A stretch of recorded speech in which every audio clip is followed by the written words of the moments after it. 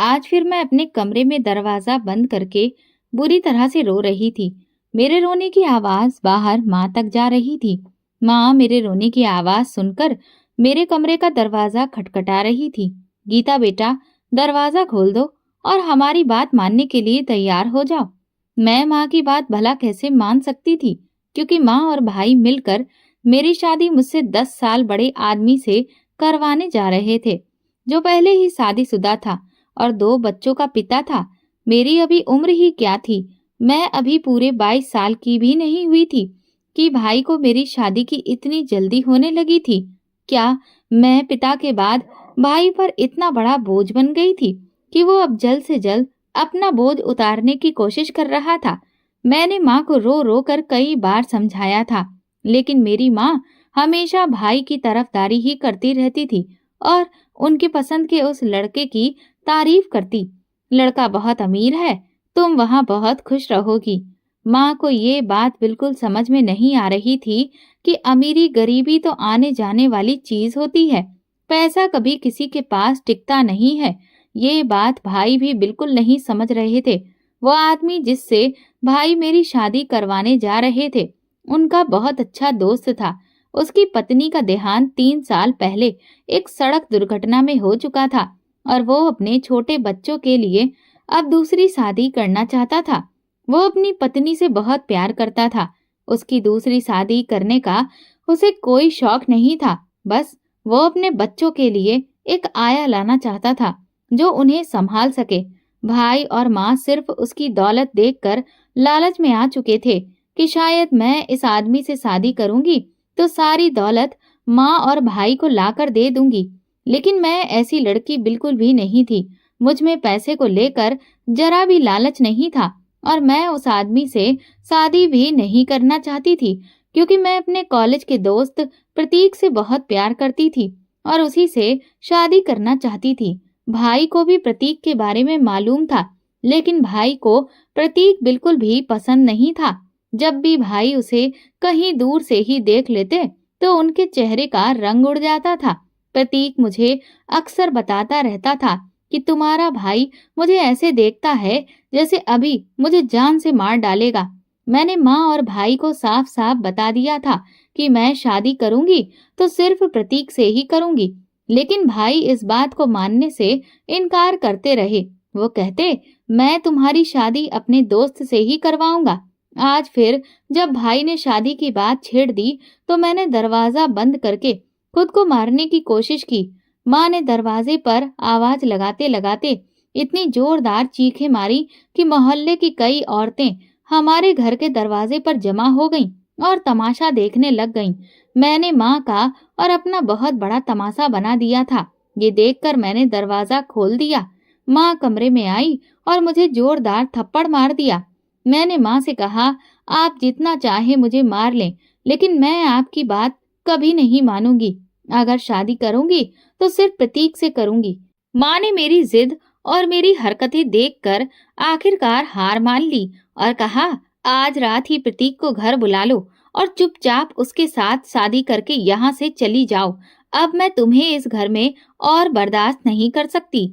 तुम जो मेरी और अपने भाई की इज्जत नहीं रख सकती, हमारा कहना नहीं मान सकती, तो फिर हमें भी तुम्हारी कोई जरूरत नहीं है। आज के बाद मैं तुमसे हर रिश्ता खत्म करना चाहती हूँ। मैं तुम्हारी माँ नहीं हूँ और तुम मेरी बेटी नहीं हो। मेरे घर से विदा होकर चली जाओ और दोबारा कभी मेरे दरवाजे की तरफ मत देखना।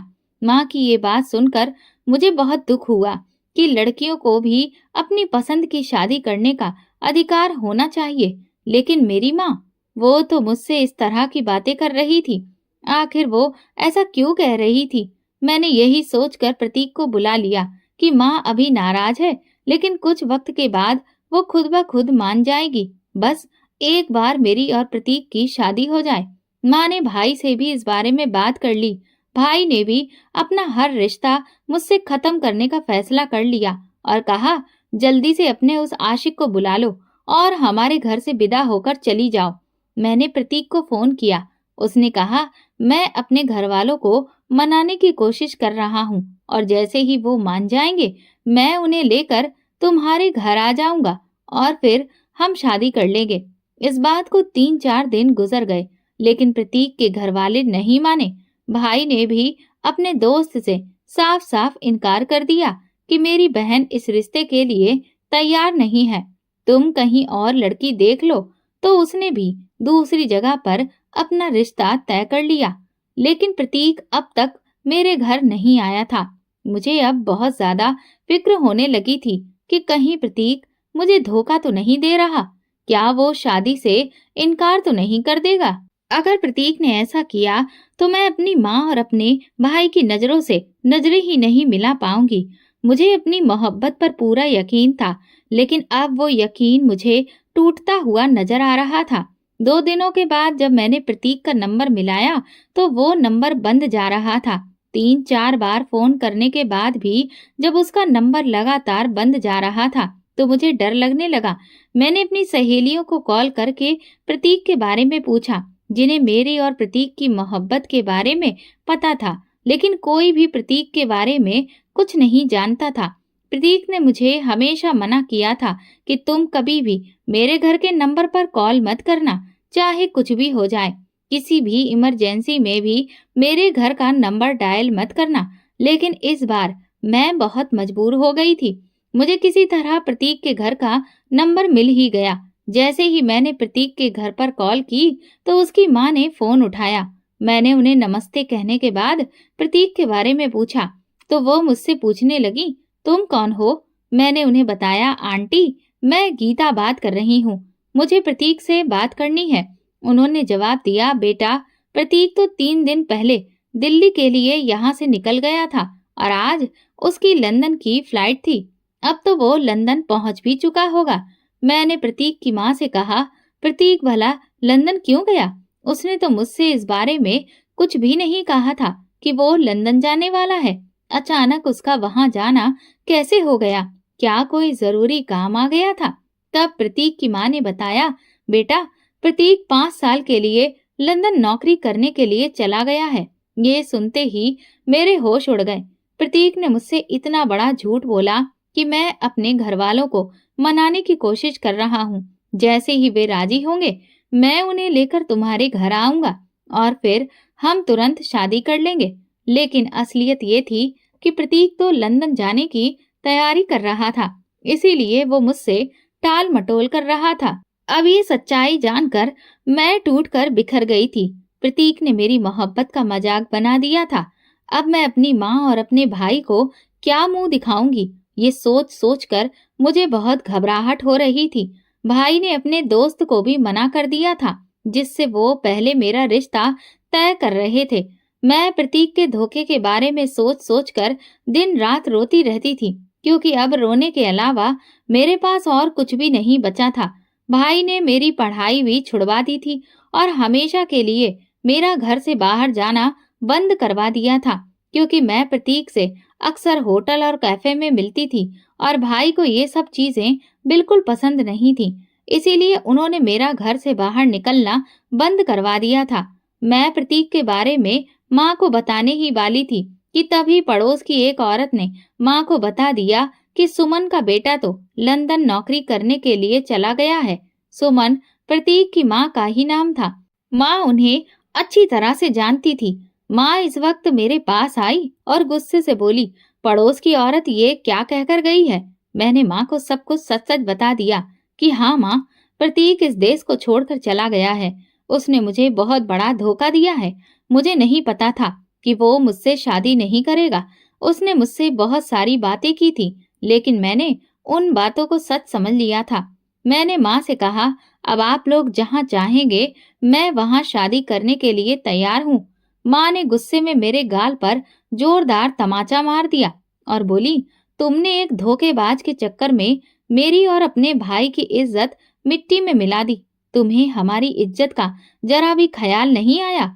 कम से कम मेरी विधवा हालत के बारे में तो सोच लिया होता। अब मोहल्ले वालों को मैं क्या जवाब दूंगी? अब सबको पता चल चुका है कि तुम्हारा रिश्ता 1-2 दिन में प्रतीक के घर से आने वाला था और अब जब वह देश छोड़कर चला गया है तो मैं लोगों को क्या कहूंगी? माँ आगे बोली, तुमने हमें कहीं मुंह दिखाने के लायक ही नहीं छोड़ा। जिस तरह तुमने अपनी और मेरी बदनामी करवा दी है, अब मोहल्ले में कहीं से भी तुम्हारे लिए कोई रिश्ता नहीं आएगा।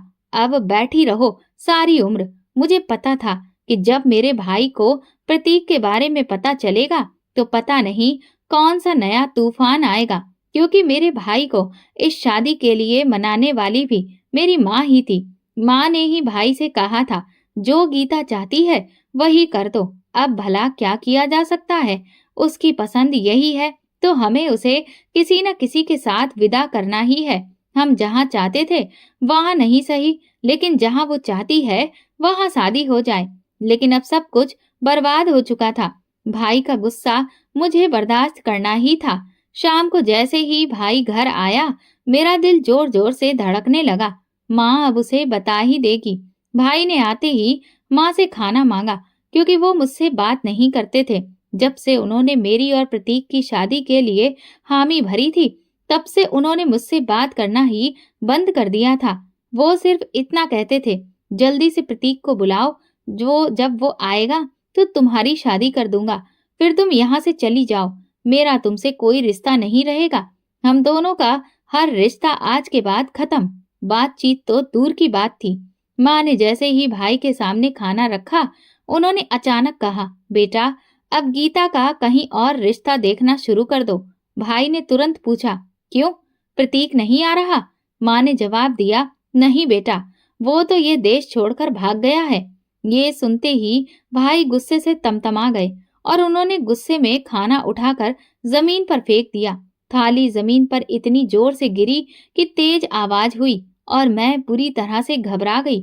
भाई गुस्से में बोले, मुझे पहले दिन से ही पता था कि वो लड़का ठीक नहीं है, लेकिन आप लोगों ने मेरी एक बात भी नहीं मानी। जब मैं अपने दोस्त के साथ रिश्ता तय करना चाहता था, तब आप लोग तैयार नहीं हुए। अब मेरा इस मामले से कोई वास्ता नहीं है। जहाँ चाहो वही रिश्ता कर लो। मैं अब कुछ नहीं कहूँगा। भाई गुस्से में घर से बाहर चले गए। माँ भी रोने लगी कि मेरी वजह से भाई बहुत गुस्सा हो गए हैं और उन्होंने खाना भी नहीं खाया। मैंने भी दरवाजा बंद कर लिया और उस दिन आंसुओं की नदियां बहाईं। जितना रो सकती थी, जितनी दुआएं मांग सकती थी, भगवान से मांग ली। हे भगवान, मेरे लिए कोई ना कोई रिश्ता भेज दो, ताकि मैं इस घर से विदा होकर चली जाऊं, क्योंकि अब मैं अपनी माँ और अपने भाई दोनों पर एक बोझ बन चुकी हूँ। वे लोग मुझे अपनी जिम्मेदारी नहीं बल्कि बोझ समझकर ही अपने सिर से उतारना चाहते थे। मुझसे बहुत बड़ी गलती हो गई थी कि मैंने प्रतीक को पसंद किया था, लेकिन ये कोई गुनाह तो नहीं था जिसकी इतनी बड़ी सजा मुझे दी जा रही थी कि मेरे अपने ही मुझसे हर रिश्ता खत्म कर रहे थे। हमारे घर का माहौल अब बहुत ज्यादा बदल चुका था। भाई और माँ के चेहरों पर एकदम खामोशी छा गई थी। वो भी अंदर से टूट चुके थे, क्योंकि मेरी वजह से मोहल्ले वालों और रिश्तेदारों के सामने बहुत बदनामी हो चुकी थी। मैं दिन रात रोती रहती थी। एक दिन हमारे दरवाजे पर एक भिखारी आया। उसने आते ही खाने के लिए गुहार लगाई। मैंने अपने लिए खाना परोसकर अभी सामने रखा ही था कि मैंने उस भिखारी की पुकार सुनी। फिर वो खाना भिखारी को देने के लिए मैं चली गई। मैंने सोचा कि शायद भगवान मेरी इस अच्छाई से खुश हो जाए और मेरे लिए कोई रिश्ता भेज दे। वो भिखारी बहुत ही नौजवान और खूबसूरत था। मैंने उससे कहा, तुम ये खाना खा लो और मेरे लिए प्रार्थना करो कि भगवान मेरी दुआ कबूल कर ले। उसने मुझसे कहा, तुम मुझ जैसे भूखे को खाना खिला रही हो, भगवान तुम्हारी दुआ जरूर कबूल करेगा। मैं 3 दिन से भूखा हूँ और तुमने मेरा पेट भरा है। मैं अभी भिखारी से दरवाजे पर खड़े होकर बात कर ही रही थी कि तभी हमारे मोहल्ले की एक लड़की सीमा, जिसे मैं अपनी हर बात बताया करती थी, सामने अपने दरवाजे पर खड़ी सब्जी वाले से सब्जी ले रही थी। मुझे भिखारी के साथ बातें करते देख वो तुरंत मेरे दरवाजे तक आ गई और कहने लगी, गीता, क्या बातें हो रही हैं? मैंने कहा, कुछ नहीं सीमा, बस भिखारी से दुआ करवा रही हूँ कि भगवान जल्दी से मेरी प्रार्थना कबूल कर ले। सीमा को मेरे और प्रतीक के बारे में सब कुछ पता था और वो मेरे घर के माहौल को भी अच्छे से समझती थी। सीमा मेरे भाई को बहुत पसंद करती थी और उसे शादी करना चाहती थी। इसी वजह से वो अक्सर हमारे घर आती जाती रहती थी। माँ से उसकी कुछ खास बनती नहीं थी, क्योंकि माँ को सीमा बिल्कुल पसंद नहीं थी। लेकिन सीमा मुझसे मिलने के बहाने आती, ताकि किसी न किसी तरह से वो भाई को देख सके। भिखारी जब वहां से चला गया तो सीमा मुझसे कहने लगी, गीता, तुम क्या सोच रही हो? मैंने कहा, यार, मैं यही सोच रही हूँ कि शायद भगवान इस भिखारी की प्रार्थना कबूल कर ले। सीमा कहने लगी, भगवान इस भिखारी की दुआ क्यों नहीं कबूल करेगा? ये भिखारी है ही इतना प्यारा और खूबसूरत। तुम्हें पता है गीता, मोहल्ले की आधी लड़कियां तो इसे देखने के लिए और इसे खाना खिलाने के लिए आती हैं। ये भिखारी हर शनिवार को इस मोहल्ले का चक्कर लगाता है और सारी लड़कियां इसे देखने में लगी रहती हैं। मैंने सीमा से कहा, सारी लड़कियां इसे इसलिए देखती हैं क्योंकि ये खूबसूरत है, लेकिन कोई भी लड़की इस भिखारी से शादी तो नहीं करेगी। आखिर ये एक भिखारी ही तो है। कोई भी लड़की भला किसी भिखारी से शादी क्यों करना चाहेगी? हम दोनों आपस में बातें कर ही रहे थे कि तभी मेरे भाई मोटरसाइकिल से आए और हमें दरवाजे पर खड़ा देखकर गुस्सा होने लगे। मैं तुरंत अपने घर के अंदर चली गई और सीमा भी भाई को देखते देखते अपने घर के दरवाजे के अंदर घुस गई। भाई ने मुझसे कहा, दोबारा कभी भी मैं तुम्हें दरवाजे पर खड़ा हुआ ना देखूं, इस बात का ख्याल रखना। मैंने भाई से कहा, ठीक है भाई, बस भिखारी को भीख देने आई थी। तभी सीमा ने दरवाजे पर रोक लिया। भाई ने आते ही माँ से कुछ बातें करनी शुरू कर दी। मैंने बहुत कोशिश की कि उनकी बातें सुन सकूं कि वे दोनों आपस में क्या बातें कर रहे हैं, लेकिन वे इतने धीरे धीरे बोल रहे थे कि मेरे कानों तक कोई आवाज ही नहीं आ रही थी। वे दोनों कमरे के अंदर बैठे थे और मैं आंगन में खड़ी थी। मैं मन ही मन सोच रही थी कि शायद जो दुआ मैंने भिखारी से करवाई थी वो पूरी होने जा रही है। मुझे पूरा यकीन था कि माँ और भाई मेरी शादी के ही बारे में बात कर रहे होंगे, वरना मैंने उन्हें कभी इस तरह धीरे धीरे बात करते नहीं देखा था। मैं दिल ही दिल में उस भिखारी को दुआएं दे रही थी और अगले शनिवार का इंतजार कर रही थी, क्योंकि सीमा ने मुझे बताया था कि वो भिखारी हर शनिवार को इस मोहल्ले का चक्कर लगाता है। पूरा हफ्ता इसी इंतजार में गुजर गया कि कब वो भिखारी आएगा और मैं उससे फिर से दुआ करवाऊंगी। इस बार तो मैंने भिखारी के लिए पूरे 500 का नोट भी रखा था, ताकि मैं उसे देखकर और ज्यादा दिल से दुआ करवाऊं। अगले शनिवार का दिन आया, लेकिन वो भिखारी हमारे दरवाजे तक आया ही नहीं। मैं तुरंत सीमा के घर चली गई ताकि उससे भिखारी के बारे में पूछ सकूं, क्योंकि हमारा घर और सीमा का घर बिल्कुल पास पास था, एक ही गली में आमने सामने। सीमा उस वक्त आंगन में खड़ी कपड़े सुखा रही थी। मैंने उससे कहा, सीमा, तुमने तो कहा था कि वो भिखारी हर शनिवार को आता है, फिर वो आज यहाँ क्यों नहीं आया? आज भी तो शनिवार का दिन है। सीमा मुस्कुराकर बोली, लगता है मोहल्ले की बाकी लड़कियों की तरह तुम भी उस भिखारी की दीवानी हो गई हो, तुम्हें भी उससे मोहब्बत हो गई है। मैंने कहा, अरे नहीं पागल, मुझे बस उससे दुआ करवानी है। पिछले शनिवार को मैंने जो दुआ करवाई थी वो पूरी हो गई है। सीमा ने कहा, जरूर, शाम तक वो भिखारी आ जाएगा, तुम इंतजार करो। जैसे ही मैं सीमा के घर से निकली, मैंने देखा कि पड़ोसियों के दरवाजे पर वही भिखारी बैठा था और वहां 3 और लड़कियां खड़ी थीं। सीमा का कहना बिल्कुल सही था। मोहल्ले की सारी लड़कियां उस भिखारी पर मरने लगी थीं। मुझे ये देखकर बहुत हैरानी हुई कि मोहल्ले की लड़कियां किसी भिखारी पर कैसे मर सकती हैं।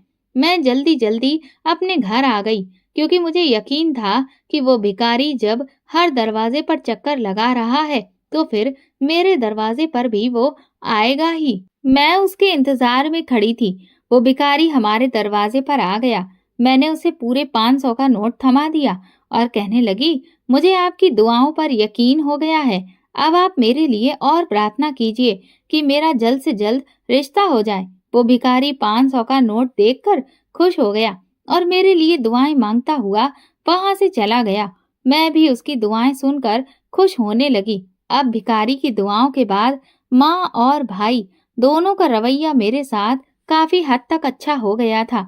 इस बात को तकरीबन 2 महीने गुजर चुके थे, लेकिन वो भिखारी हमारे मोहल्ले में नहीं आया। अब मुझे काफी फिक्र होने लगी थी कि आखिर वो भिखारी कहाँ चला गया। जिसकी दुआएं इतनी असरदार थीं। मैंने सीमा से उस भिखारी के बारे में अक्सर पूछा करती थी, तो वो कहती, यार सिर्फ तुम ही नहीं, मोहल्ले की सारी लड़कियां परेशान हैं कि भगवान करे वो भिखारी हमें दोबारा नजर आ जाए। सीमा को मजाक करने की आदत थी, इसलिए जब भी वो बात करती तो मजाक में ही शुरू हो जाती थी। एक दिन मैं माँ के पास बैठी थी, जब माँ मुझसे शिकायत कर रही थी, बेटी आजकल तेरे रिश्ते के लिए तेरा भाई और मैं बहुत परेशान हैं। अगर तुम वो रिश्ता ना ठुकराती तो आज ऐश और मजे की जिंदगी जी रही होती। माँ की बातें चल ही रही थी कि तभी भाई माँ के पास कुछ सामान लेकर आया। उसमें एक लाल जोड़ा और कुछ मिठाई के डिब्बे थे। ये सारा सामान देखकर मैं हैरान हो गई कि भाई ये सामान आखिर क्यों लाया है। माँ को ये सामान पकड़ाते हुए भाई ने कहा, इस जोड़े को जल्दी से इसे पहना दो और इसे तैयार कर दो। मैं इसके लिए लड़का देख चुका हूँ, थोड़ी ही देर में वो शादी के लिए आता ही होगा। माँ भाई से बोली, अच्छा बेटा, मैं अभी इसे तैयार करती हूँ। वो लड़का मान गया। चलो, शुक्र है भगवान का कि इसकी किसी के साथ तो शादी हो रही है। मैं भी अपने फर्ज से अब मुक्ति पा लूंगी और भगवान का लाख लाख शुक्रिया अदा करूंगी।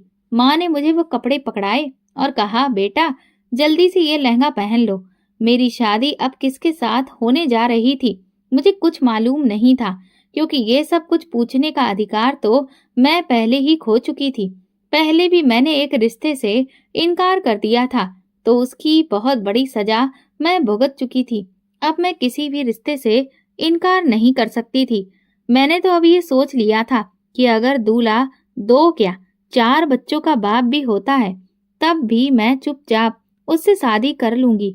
माँ और भाई इस शादी से बहुत खुश थे, इसलिए मुझे लग रहा था कि शायद इस बार पहले से भी ज्यादा अच्छा रिश्ता भाई मेरे लिए लाए होंगे। थोड़ी देर में कुछ लोग हमारे घर आ गए। भाई ने उनसे नमस्कार करने के बाद चाय पानी का पूछा। माँ ने उन लोगों के लिए पहले से ही खाना बना रखा था। वे लोग ज्यादा नहीं थे, बस 8-10 लोग ही थे, जिनमें ज्यादातर सिर्फ मर्द ही थे, कोई औरत शामिल नहीं थी। माँ ने मुझे हल्का फुल्का सा मेकअप करके तैयार किया और फिर भाई और माँ मुझे उनके सामने ले गए, जहाँ पर मेरा होने वाला पति और बाकी मेहमान बैठे हुए थे। अब बस पंडित जी का ही इंतजार हो रहा था। उनके आते ही हमारी शादी हो जानी थी। मैंने एक नजर उठाकर भी अपने होने वाले पति को नहीं देखा था, क्योंकि जैसा भी था अब मुझे ये पति कबूल था, जिसे मेरी माँ और मेरा भाई मेरे लिए ढूंढ कर लाए थे। प्रतीक के धोखे के बाद मैं अपनी माँ और अपने भाई को किसी के लिए भी मना करने के बारे में सोच भी नहीं सकती थी। जिस वक्त मेरी शादी हो रही थी, उसी वक्त मुझे प्रतीक की बहुत ज्यादा याद आ रही थी। मैंने प्रतीक से बहुत मोहब्बत की थी। मैंने अपनी सारी जिंदगी प्रतीक के साथ गुजारने के ही सपने देखे थे। प्रतीक की मोहब्बत भले ही झूठी थी, लेकिन मेरी मोहब्बत बिल्कुल सच्ची थी। आज अगर प्रतीक मुझसे शादी कर लेता तो मैं खुद को दुनिया की सबसे ज्यादा खुशकिस्मत लड़की समझती। लेकिन अफसोस, प्रतीक मुझे धोखा देकर यहाँ से भाग गया था। थोड़ी देर बाद पंडित जी आए और शादी की सारी रस्में पूरी हो गईं। मेरी विदाई होने लगी थी और अब हम सब गमगीन थे। माँ मुझे गले लगाकर खूब रोने लगी और मुझसे माफी मांगने लगी। मैंने उनसे कहा, अब वैसे भी जो गलती थी वो मेरी थी और मैंने अपनी ही गलती की सजा भुगती है। आपको माफी मांगने की कोई भी जरूरत नहीं है। भाई की आंखों में भी उस वक्त आंसू थे, लेकिन वो कुछ बोल नहीं रहे थे। मैंने भाई से कहा, भाई मेरे दिल में आपके लिए कोई गिला शिकवा नहीं है, हो सके तो मुझे माफ कर दीजिएगा। मेरी वजह से आप लोगों को बहुत बदनामी उठानी पड़ी है। मुझे इस बात का बहुत ज्यादा दुख है। इसके बाद कुछ ही देर में भाई ने मुझे और मेरे पति को एक गाड़ी में बिठा दिया और गाड़ी चलने लगी। मुझे नहीं पता था कि ये गाड़ी कहाँ जा रही है, क्योंकि चलते चलते वो गाड़ी एक वीरान सी जगह पर एक झुग्गी के आगे जाकर खड़ी हो गई। मैं हैरान रह गई कि ये गाड़ी यहाँ क्यों रुकी है और हम लोग यहाँ क्यों आए हैं। मैं अभी ये सोच ही रही थी कि तभी मेरा पति गाड़ी से उतरा और मुझे भी उतरने के लिए कहा। मैं उसके कहने पर गाड़ी से उतरी तो वो मुझे एक झोपड़ी में ले गया। जहां उसने मुझे बताया कि यही उसका घर है। ये सुनकर तो मेरे पैरों तले से जमीन ही खिसक गई कि मेरे भाई और मेरी माँ ने मुझे एक झोपड़ी में रहने वाले से ब्याह दिया। क्या वे लोग मुझसे इतने ज्यादा परेशान हो गए थे? मैं अब अपनी किस्मत पर रो रही थी। इस झोपड़ी में इतना ज्यादा अंधेरा था कि मुझे वहां कुछ भी नजर नहीं आ रहा था। थोड़ी ही देर के बाद मेरा पति एक मोमबत्ती और माचिस ले आया ताकि मोमबत्ती जलाकर कमरे में थोड़ी बहुत रोशनी कर सके। जैसे ही उसने माचिस की तीली जलाकर मोमबत्ती जलाई और कमरे में हल्की सी रोशनी हुई, उसने अपना सेहरा हटाया तो उसे देखकर मेरी जान ही निकल गई, क्योंकि वो तो वही भिखारी था जो हमारे मोहल्ले में अक्सर आता था। वही भिखारी जिससे मैंने प्रार्थना करवाई थी कि मेरी शादी जल्द से जल्द हो जाए। वही भिखारी जिस पर हमारे मोहल्ले की सारी लड़कियां मरती थीं। मैंने उसे देखते ही सवाल किया, क्या तुम मेरे पति हो? तो उसने कहा, हाँ, मैं तुम्हारा पति हूँ। जिस दिन तुमने मुझसे प्रार्थना करवाने के लिए अपने दरवाजे पर मुझे रोका था, उसी दिन तुम्हारे भाई ने हम दोनों को साथ में देख लिया था। तुम्हारे भाई ने मुझे भिखारी नहीं बल्कि तुम्हारा आशिक ही समझ लिया। उसने कहा कि मैं तुम्हारे लिए ही वहां पर आया था। उसने तुम्हें तो कुछ नहीं बोला, पर मुझे बहुत ज्यादा मारा और कहने लगा कि तुम्हारी हिम्मत कैसे हुई हमारे दरवाजे तक आने की। मैंने उसे लाख समझाने की कोशिश की कि मैं एक भिखारी हूँ और सिर्फ भीख लेने के लिए ही आया था, पर उसे यकीन ही नहीं आया। मुझे इतना ज्यादा खूबसूरत देखकर उसने यही समझा कि मैं तुम्हारा आशिक हूँ और भेष बदलकर तुमसे मिलने के लिए आया हूँ। उसने मेरी एक भी बात नहीं मानी और फिर कहा कि अगर ऐसा ही है तो तुम उसकी बहन से शादी कर लो। मैंने तुम्हारे भाई से कहा था कि अपनी बहन की जिंदगी बर्बाद मत करो। मैं एक भिखारी हूँ, तुम अपनी बहन की शादी मुझ जैसे भिखारी से मत करवाओ। पर तुम्हारा भाई मानने के लिए तैयार ही नहीं था। उसने कहा कि अगर मैंने उसकी बहन से शादी नहीं की तो वो मुझे और अपनी बहन दोनों को ही मार देगा। मैंने सिर्फ तुम्हारी जान बचाने के लिए तुमसे शादी की है।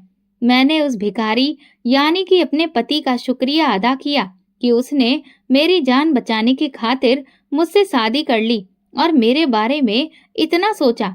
इसके बाद मैंने उसे ही अपना सब कुछ मान लिया। मैंने उसके घर को बहुत अच्छे तरीके से संभाल लिया। अब जो कुछ भी था मेरे लिए यही भिखारी ही था, क्योंकि अब ये मेरा पति था। मैंने अब सोच लिया था कि मैं जिंदगी में कभी भी अपने भाई और माँ के पास वापस लौट कर नहीं जाऊंगी। कुछ दिनों के बाद माँ और मेरा भाई मुझसे मिलने के लिए मेरे घर आए थे। मुझे झोपड़ी में देखकर माँ और भाई दोनों की आंखें भर आईं। मेरे घर में कोई भी ऐशो आराम की चीज मौजूद नहीं थी, बस एक पुराना सा कमरा था। माँ और भाई को एहसास हुआ कि मैं एक झोपड़ी में नहीं रह पाऊंगी और उनसे बहुत बड़ी गलती हो गई है। मेरी शादी एक भिखारी से करवाने के बाद माँ ने मुझे वापस अपने साथ चलने के लिए कहा। तुम्हें मैं यहाँ नहीं रहने दूंगी। मुझे नहीं पता था कि तुम्हारी शादी तुम्हारे भाई ने एक भिखारी के साथ करवा दी है, तो अब तुम मेरे साथ वापस चलो। मैंने माँ को इनकार कर दिया। अब जैसा भी है यही मेरा घर है। मैं अपने पति के साथ ही रहूंगी। यहाँ से मैं बिल्कुल भी नहीं जाऊंगी। ये झोपड़ी कच्ची ही सही, लेकिन इसमें सुकून बहुत ज्यादा है। ये मेरा अपना घर है। भाई ने तो एक भिखारी को भी मेरा आशिक समझ लिया था। भाई को तो मुझ पर जरा सा भी यकीन नहीं था। फिर मैं आप लोगों के साथ वापस क्यों चलूं? माँ और भाई दोनों मुझसे माफी मांग रहे थे, लेकिन अब मैं अपने घर में बहुत खुश थी। माँ और भाई वहां से वापस चले गए तो मेरे पति ने मेरा धन्यवाद किया और कहा, तुम मेरे साथ इस गरीब खाने में भी खुश हो, ये जानकर मुझे बहुत खुशी है। मैं बहुत ही खुशकिस्मत हूँ जो मुझे तुम जैसी पत्नी मिली। हम दोनों की शादी भले ही एक गलत फहमी में हो गई हो, लेकिन हम दोनों एक दूसरे के साथ बहुत ज्यादा खुश हैं। एक दिन मेरा पति किसी काम से बाहर चला गया था। मैं अपने घर में झाड़ू लगा रही थी, तभी बाहर से किसी की आवाज आई, मैं 3 दिन से भूखा हूँ, मुझे कोई खाना खिला दो। मेरे घर में उस वक्त कुछ भी मौजूद नहीं था, क्योंकि मेरा पति खुद शादी से पहले एक भिखारी था, लेकिन शादी के बाद उसने भीख मांगना छोड़ दिया था और मजदूरी करने लगा था। उसे पता था कि उसका इस तरह भीख मांगना मुझे अच्छा नहीं लगेगा, इसलिए उसने काम करना शुरू कर दिया था। उसकी इस मेहनत वाली बात से मैं बहुत ज्यादा खुश थी। अब हमारे हालात भी धीरे धीरे बेहतर हो रहे थे, क्योंकि मेरा पति दिलो जान से मेहनत कर रहा था और मुझे खुश रखने की पूरी कोशिश कर रहा था। जैसे ही मैंने भिखारी की आवाज सुनी, मैं किचन की तरफ गई ताकि कुछ खाने को मिल जाए और मैं उसे दे सकूं। किचन में और तो कुछ नहीं था, बस रात के बचे हुए थोड़े से चावल पड़े थे। मैंने वो चावल प्लेट में डालकर भिखारी को देने के लिए मैं दरवाजे पर चली गई। जैसे ही मैंने दरवाजे से पर्दा हटाया तो ये देखकर मेरी जान ही निकल गई कि वो भिखारी कोई और नहीं बल्कि प्रतीक था। प्रतीक को इस हालत में देखकर मैं बहुत ज्यादा हैरान हो गई। प्रतीक ने जब मेरी तरफ देखा तो उसकी आंखों से आंसू निकल आए और वो मेरे पैरों पर गिर पड़ा। वो मुझसे माफी मांगने लगा। गीता, मुझे माफ कर दो। मैं तुम्हारा गुनहगार हूँ। तुम्हारे साथ धोखा करने के बाद ही मैं इस हालत में पहुंचा हूँ। जरूर ये तुम्हारी किसी बद्दुआ का असर है जिसने मुझे बर्बाद कर दिया। मैं प्रतीक की कोई भी बात सुनने के लिए तैयार नहीं थी। मैंने तुरंत दरवाजा बंद कर लिया और अपने घर के अंदर आ गई। मुझे यकीन ही नहीं हो रहा था कि प्रतीक आखिर इस हालत तक पहुंचा कैसे। मैं उसकी कहानी सुनना तो चाहती थी, लेकिन उससे बात बिल्कुल भी नहीं करना चाहती थी, क्योंकि अब मुझे प्रतीक से सख्त नफरत हो चुकी थी। लेकिन उसकी हालत देखकर मुझे बहुत दुख भी हो रहा था। प्रतीक काफी देर तक मेरा दरवाजा खटखटाता रहा। गीता, दरवाजा खोलो, मुझे माफ कर दो। जब तक तुम मुझे माफ नहीं करोगी, मैं यहाँ से नहीं जाऊंगा। इतनी ही देर में मेरा पति भी घर वापस आ गया। उसने प्रतीक को इस तरह हमारे दरवाजे को खटखटाते देखकर सवाल किया, भाई, तुम कौन हो? हमारे दरवाजे पर क्यों बैठे हो? प्रतीक ने सारी सच्चाई मेरे पति को बता दी और कहा, मैं गीता से माफी मांगना चाहता हूँ। मैं उसका गुनहगार हूँ। मेरा पति घर के अंदर आ गया और मुझसे पूछने लगा, ये लड़का कौन है? मैंने अपने पति को सब कुछ सच सच बता दिया। ये वही लड़का है जिसकी वजह से मेरी जिंदगी बर्बाद हो गई। अगर इसने मुझे धोखा नहीं दिया होता तो आज मैं इतनी मुश्किल जिंदगी अपने भाई के घर में नहीं गुजार रही होती। मैंने कितनी तकलीफें सही हैं, ये मैं ही जानती हूँ। मैं इसे कभी भी माफ नहीं करूंगी। मेरे पति ने मुझे समझाया, तुम्हें प्रतीक को माफ कर देना चाहिए। अगर प्रतीक ने तुम्हें धोखा नहीं दिया होता तो शायद हम दोनों कभी एक नहीं हो पाते। अगर तुम्हारे दिल में मेरे लिए जरा सी भी जगह है तो तुम्हें प्रतीक को माफ कर देना चाहिए। अपने पति के कहने पर मैंने प्रतीक को माफ कर दिया। प्रतीक ने बताया कि उसकी नौकरी चली गई थी और उस पर बहुत ज्यादा कर्ज हो गया था, जिस वजह से उसका सब कुछ बिक गया और वो बर्बाद हो गया। आखिर में वो भीख मांगने के लिए मजबूर हो गया। इसके बाद प्रतीक वहां से चला गया। इसके बाद मैं अपने पति के साथ बहुत ही खुशहाल जिंदगी बिताने लगी। दोस्तों, अगर आपको हमारी कहानी पसंद आई है तो फिर कमेंट करके जरूर बताइएगा। वीडियो को लाइक करें और ज्यादा से ज्यादा शेयर जरूर करें। अगर आप चैनल पर नए हैं तो सब्सक्राइब करें और हाँ, नोटिफिकेशन बेल को जरूर दबा दें ताकि अगली अपडेट सबसे पहले आपको मिले। धन्यवाद। मेरा नाम रोशनी है। मेरी उम्र 30 साल है। मेरी माँ लता मालकिन की कोठी पर साफ सफाई का काम करती थी और खाना बनाती थी, और वहां से जो पैसे मिलते हैं उनसे माँ हमारा पेट भरती। हमारा घर शहर से काफी दूर एक कच्ची बस्ती में था, जो एक वीरान जगह था जहाँ किसी का घर नहीं था। काफी दूरी पर बस 2-4 घर थे और जो लोग रहते थे वो हमसे भी ज्यादा गरीब लोग थे, और वो लोग भी अमीरों के घरों में काम करने वाले थे। हम 2 बहनें थीं। मेरी छोटी बहन पूनम, वो मुझसे 10 या 5 मिनट ही छोटी थी, यानी कि हम दोनों जुड़वा थे। लेकिन मैं हमेशा उससे 5 मिनट बड़े होने का फायदा उठाया करती थी। मैं हमेशा उस पर रौब जमाती थी और वो इतनी मासूम और भोली थी कि मुझे खुद से 5 मिनट बड़ा मानकर मेरी इज्जत बिल्कुल माँ की तरह करती थी और मेरी हर बात को सर हिलाकर मानती थी। मेरे पिता नहीं थे और हमें ये भी नहीं पता था कि वो जिंदा भी हैं या मर चुके हैं, और ना ही माँ ने कभी हमें बताया था। हमारे स्कूल में गार्जियन के तौर पर मेरे नाना का नाम लिखा था। हमारा बाप कौन है, उसका नाम क्या है, माँ ने कभी नहीं बताया। बचपन में जब बस्ती के बच्चे खेलने के लिए तालाब के किनारे इकट्ठे होते तो सब अपने साथ खाने पीने और खेलने के लिए गेंद, बल्ला, गुड़िया या फुटबॉल लेकर आते और इतना खुश होकर बताते कि ये उनके लिए उनके पापा लेकर आए हैं। और तब मैं उदास होकर घर वापस आ जाती। मुझसे फिर खेला ही नहीं जाता था।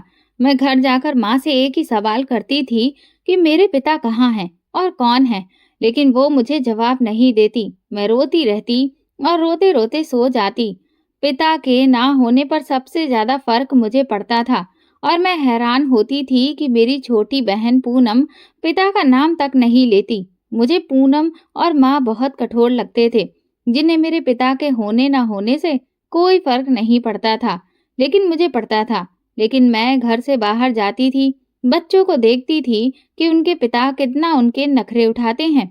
मुझे बहुत तकलीफ होती थी, लेकिन पूनम को कुछ नहीं होता था क्योंकि वो तो कभी घर से बाहर जाती ही नहीं थी। उसने कभी घर की खिड़की से आगे आसमान ही नहीं देखा था। उसका ठिकाना हर वक्त घर ही हुआ करता था। और जब मैं पास के सरकारी स्कूल में चली जाती थी और माँ काम पर चली जाती, तो वो काम पर जाने से पहले पूनम को अच्छी तरह से समझाकर दरवाजे को ताला लगा देती थी।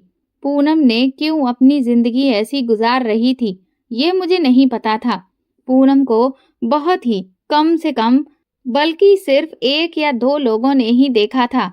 वो हमेशा लोगों से दूर रहती थी, इसलिए सिर्फ ये मैं ही जानती थी कि इस भरी दुनिया में अपने पिता के बगैर जीना कितना मुश्किल है, कितनी तकलीफ होती है। जब लोगों को उनके बच्चों के साथ खुश देखती थी और अपनी जिंदगी को अधूरा और दुख से भरा महसूस करती थी। मैं जिस स्कूल में पढ़ती थी, वहाँ पढ़ने वाले बच्चे मेरे जैसे घरों से ही थे, लेकिन जब छुट्टी होती तो उनके माता पिता अपने कामों से छुट्टी करके माथे से पसीना पोंछते हुए अपने बच्चों को लेने आते थे। कोई अपने बच्चों को कंधे पर बिठाता था तो किसी की उंगली पकड़कर वो चल देते थे और मैं अपना बैग लादे, सर झुकाए, आंसू बहाते अपने अंदर ही अंदर जलती भुनती रहती थी। अपने पिता की जरूरत औलाद को हमेशा महसूस होती है और खास तौर पर एक बेटी को तो बाप की बहुत ज्यादा जरूरत होती है। मुझे हर पल अपने पिता की बेइंतहा जरूरत महसूस होती थी और अपनी माँ पर मुझे कभी कभी बहुत ज्यादा गुस्सा आता था कि वो क्यों नहीं बताती कि मेरे पिता कहाँ हैं। अगर मुझे मेरे पिता का पता चल जाता तो मैं एक मिनट भी अपनी माँ के साथ नहीं रहती और अपने पिता के पास चली जाती। लेकिन मुसीबत यही थी कि मुझे तो अपने पिता का नाम भी नहीं पता था और ना ही उनकी कोई तस्वीर मेरे पास थी। अगर कभी मुझे कहीं वो आते जाते मिल भी जाते तो मैं तो उन्हें पहचान ही नहीं सकती थी। हम लोग जिस घर में रहते थे वो मेरे नाना जी का था, जो उन्होंने अपनी जिंदगी में बनाया था। गरीब इंसान को जहाँ कम दाम में जगह मिल जाए वो वहीं पर अपना आशियाना बना लेता है। मेरे नाना को भी ये घर कम पैसे में मिल गया था और इसके बाद मेरी माँ इसी घर में जवान हुई थी और फिर शादी भी वहीं हुई थी और मेरी और पूनम की पैदाइश भी इसी घर में थी। हमें तो अपने पिता के घर का पैदा होना भी नसीब नहीं हुआ था। जब तक हमारे नाना जिंदा थे तब तक हमें ये समझ नहीं आया था कि पिता होना चाहिए या नहीं। लेकिन जब मैं तीसरी क्लास में थी तब नाना जी का देहांत हो गया था और इसके बाद मुझे शिद्दत से ये महसूस होने लगा कि सबके पिता होते हैं तो हमारे क्यों नहीं। मेरी माँ को पिता के जिक्र पर गुस्सा आता था। वो जवाब तो देती नहीं बल्कि उल्टा गुस्से में बर्तन उठा उठाकर फेंकने लगती। वो एकदम से पागल हो जाया करती थी। पहले तो मैं घबराकर पिता का जिक्र करना ही छोड़ दिया था, मगर जब बाहर की दुनिया में लड़कियों को उनके पिताओं के साथ खुश देखा तो फिर मैं भी कुढ़ती रहती थी और धीरे धीरे मैं भी अपनी माँ की तरह ही चिड़चिड़ी हो गई। मैं भी अब गुस्से में बर्तन उठा उठा कर फेंकती थी। अब जब माँ अगर चीखती चिल्लाती तो मैं भी चिल्लाने लगती और कभी कभार मैं अपने बाल भी नोच लेती। मुझे ये सब करते देखकर माँ ने चीखना चिल्लाना छोड़ दिया था और मुझे प्यार से समझाती, दुनिया जहाँ की बातें सुनाती। लेकिन जैसे ही घूम फिरकर मेरी बात मेरे पिता पर आती तो फिर से उसकी जुबान पर ताला लग जाता। फिर तो दुनिया की कोई भी ताकत मेरी माँ को बोलने पर मजबूर नहीं कर सकती थी। जैसे जैसे मैं बड़ी होती गई मैंने अपने माँ से अपने पिता के लिए बात करना छोड़ दिया। मुझे अपनी माँ अच्छी नहीं लगती थी। वो मुझे बहुत ही जालिम लगती थी, बिल्कुल रैपुंज़ल की माँ की तरह। मैं अपनी माँ के बारे में ये सोचकर गुनाह कर रही थी। लेकिन सच में मुझे यही लगता था कि मेरी माँ वो चुड़ैल है जो सारी जिंदगी रैपुंज़ल को उसके अपनों से दूर रखती है। मेरी माँ भी तो यही कर रही थी। मेरी माँ ने तो कभी भी हमारे सवालों का जवाब दिया ही नहीं और ना पूनम को कभी घर से बाहर जाने दिया। वो तो पूनम के मामले में भी बहुत ज्यादा जालिम साबित हुई थी। मेरी कहानी तो बिल्कुल रापंजल से ही मिलती जुलती थी, जो कि जंगल के बीचों बीच बने एक किले नुमा घर में रहती थी, और इधर मैं आबादी से दूर इस कच्ची बस्ती के कच्चे से घर में सांस लेती थी। पूनम और मेरी शक्ल में बस हल्का सा फर्क था, बाकी हम एक जैसे थे। लेकिन पूनम की सच्चाई और मासूमियत ने उसे बेपनाह खूबसूरत बना दिया था। वो बहुत ही धीरे से, आराम से बोलती थी और कम बोलती थी, जबकि उसके मुकाबले मेरी जुबान कैंची के जैसे चलती थी। पूनम सारी जिंदगी घर की चार दीवारी के अंदर कैद होकर रह गई थी। इसका असर भी उस पर गहरा था। वो हद से ज्यादा डरपोक और दब्बू किस्म की लड़की थी, जो चूहे से भी डर जाती थी। और मैं ऐसी थी कि खड़े खड़े सांप भी मार दिया करती थी। हमें जानने वाले लोगों के लिए सिर्फ मेरी माँ की एक ही बेटी थी, और वो थी मैं। पूनम को कोई नहीं जानता था। इस कच्ची बस्ती के घर में सिर्फ लोगों के लिए यहाँ पर दो औरतें रहती थीं, एक मैं और दूसरी मेरी माँ। पूनम तो जैसे बस घर में नौकरानी थी। माँ के काम पर चले जाने पर मैं स्कूल चली जाती थी, और पीछे पूनम घर साफ करती, हमारे झूठे बर्तन कपड़े धोती, हमारे लिए खाना बनाती। ऐसा लगता कि जैसे वो इस दुनिया में बस मेरी माँ और मेरी सेवा करने के लिए आई थी, और वो किस गुनाह की सजा काट रही थी मैं नहीं जानती थी, और ना ही पूनम को खुद पता था। उसकी हालत देखकर मुझे फिर से अपने पिता की याद आने लगती थी। मैं सोचती थी कि काश मुझे मेरे पिता का एड्रेस मिल जाए, तो मैं पूनम को लेकर अपनी माँ को छोड़कर हमेशा के लिए उनके पास चली जाऊं, और तब शायद उन्हें इस बात का एहसास हो कि वो कितनी गलत है। मुझे बस एक मजबूत और सुरक्षित छत चाहिए थी। अगर मिल जाती तो मैं कभी पलटकर अपनी माँ को नहीं देखती। मैंने 10वीं क्लास तक की पढ़ाई सरकारी स्कूल से हासिल की थी। मैं हमेशा दोस्त बनाने में कोई दिलचस्पी नहीं दिखाती थी, क्योंकि मैं उन लोगों की निजी जिंदगी देखकर और ज्यादा परेशान हो जाती थी, क्योंकि मेरी अपनी जिंदगी की कहानी अधूरी थी। और इसीलिए मैं धीरे धीरे अकेलापन पसंद करने लगी। लेकिन फिर भी मैं जितना इन सब चीजों से खुद को बचाती, हमेशा कुछ ना कुछ ऐसा हो जाता कि मेरे दिल से चीखें ही निकलने लगती थी। मैं जब मैट्रिक की परीक्षा पास कर चुकी थी, तो मेरी काफी अच्छी पोजीशन आई थी, और हमें प्राइज देने के लिए स्कूल में एक आयोजन किया गया, जिसमें मुझे इनाम भी मिलना था। मेरे साथ तो और भी लड़कियां थीं, जो अच्छी पोजीशन लेने वालों में शामिल थीं। स्कूल में हमें कहा गया कि हमें अपने माता पिता को साथ लाना है। उस दिन सब कुछ भूलकर मैं अपनी माँ के पास गई और उन्हें कहा कि वो मेरे साथ मेरे स्कूल चलें, ताकि मुझे इनाम और ट्रॉफी मिले, जिससे मेरा हौसला और बढ़ेगा। लेकिन मेरी माँ ने इनकार कर दिया, क्योंकि उनकी मालकिन अंजना के यहाँ कोई फंक्शन था।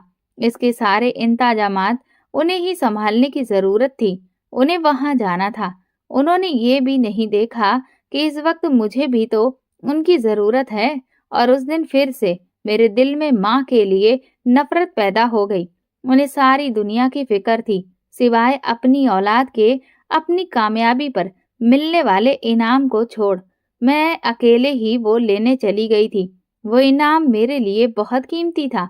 अगर उस दिन माँ मेरे साथ जाती, तो स्टेज पर सबसे पहला इनाम मुझे मिलता। मेरे बाद जिन दो लड़कियों ने इनाम दिया, मुझे उनसे जलन होने लगी, क्योंकि उन दोनों के साथ उनके माँ बाप आए थे, और जो अपनी बेटियों के लिए स्टेज पर उनकी तारीफों में लंबे लंबे कसीदे पढ़ रहे थे। उन्होंने बहुत अच्छी स्पीच दी थी, और मैं ये देखकर अपने आंसू पीकर रह गई थी। पहली बार मुझे कोई इनाम मिला था, लेकिन वो दोनों लड़कियां तो मेरी नजर में मुझसे भी आगे निकल गई थीं, क्योंकि उनके पास उनके पिता थे, जो हर वक्त उनके साथ साए की तरह होते थे। उनकी माएँ अपनी बेटियों को गले लगाकर शाबाशी दे रही थी, लेकिन मेरे पास तो दोनों ही लोग नहीं थे। मेरे पिता तो ना जाने कहाँ था और माँ के पास तो मेरे लिए वक्त ही नहीं था। मैं वो इनाम लेकर घर आई तो मेरे चेहरे पर कोई खुशी नहीं थी। खुशी तो अपनों से होती है और मेरे पास तो कोई अपना ही नहीं था। मुझे उस दिन भरी दुनिया में अकेलापन महसूस हुआ, लेकिन फिर मुझे पूनम पर ढेर सारा प्यार आया। जब वो ट्रे में चाय, समोसे, पकौड़े, मिठाई और केक लेकर मेरे पास आई। वो एक एक्सपर्ट शेफ थी जो हर तरह का खाना चुटकियों में बना सकती थी और मेरी कामयाबी की खुशी में वो सुबह से ये सब बना रही थी। उस दिन जब मैं पूरी तरह से मायूस थी और मेरे पास कोई भी नहीं था, तब मेरे पास पूनम थी। कहने के लिए वो मुझसे छोटी थी, लेकिन उस दिन मैंने उसे अपने से भी बड़े कद का पाया था। अपनी कामयाबी की खुशी मनाने के बाद मैं उसकी गोद में सर रखकर ममता तलाश करने लेट गई और उस दिन मैं काफी देर तक सोती रही और बहुत सुकून से सोई थी और जब जागी तो रात हो चुकी थी। तब देखा कि माँ पूनम पर किसी बात पर चिल्ला रही थी। मैं समझ गई कि दिन में पूनम ने मेरे लिए जो इतने अच्छे अच्छे पकवान बनाए थे, जरूर इसी बात से ये बहस हो रही है। मैं जब बाहर उठकर आई तो माँ पूनम को छोड़कर मेरे पास आई और मुझसे इनाम में मिलने वाली रकम के बारे में पूछने लगी। तो मैंने उनके हाथ में वो सारे पैसे देकर कहा कि अब मैं कॉलेज में एडमिशन लेना चाहती हूँ। मैंने कहा कि अब मैं किसी अच्छे प्राइवेट कॉलेज में पढ़ूंगी और पूनम को भी अब मैं किसी अच्छे स्कूल में एडमिशन दिलवाऊंगी। माँ का जैसे ही सुनना था कि वो बिफर गई और कहने लगी कि मुझे कॉलेज में दाखिला लेने की अब कोई ज़रूरत नहीं है, क्योंकि वो मेरी शादी करने के बारे में सोच रही है और पूनम वो कहीं भी नहीं पढ़ेगी, बल्कि वो घर से बाहर भी नहीं निकलेगी, क्योंकि उसके अंदर एक ऐसी कमी है कि अगर लोगों ने पूनम को देख लिया तो फिर तुम्हारी शादी नहीं होगी। मुझे अपनी माँ की इस बात पर हैरत हुई कि आखिर ऐसा कैसे हो सकता है कि पूनम की वजह से मेरी जिंदगी पर कुछ असर पड़े। उस दिन माँ ने इनाम में मिला सारा रकम अपने कब्जे में कर लिया और मैं पूनम के लिए जो वकालत कर रही थी उसका एक भी शब्द उन्होंने नहीं सुना। मैं पूनम के लिए लड़ रही थी, लेकिन मजाल है कि उसके माथे पर एक भी बल पड़ा हो। वो माँ की गालियां भी सुनती तो वो बिल्कुल ऐसे रहती जैसे कि माँ उसकी तारीफ कर रही हो। अगले दिन माँ मुझे अपने साथ अंजना मालकिन की कोठी पर ले गई, ताकि जब तक मेरी शादी का सारा इंतजाम नहीं हो जाता मैं थोड़ा पैसे कमा लूं। अंजना मालकिन की कोठी बहुत खूबसूरत थी, जिसे देखकर मेरी आंखें चमचमा गई थीं। उनकी तो ना सिर्फ कोठी खूबसूरत थी, बल्कि अंजना मालकिन भी बहुत ज्यादा खूबसूरत थी। पैसा भी इंसान को कितना हसीन बना देता है। वो तो हर वक्त नोटों में खेलती थी, इसीलिए बुढ़ापे में होने के बावजूद भी वो जवानी की दहलीज पर ही खड़ी थी और हम जैसे लोग तो अपनी जवानी में ही बूढ़े हो जाते हैं।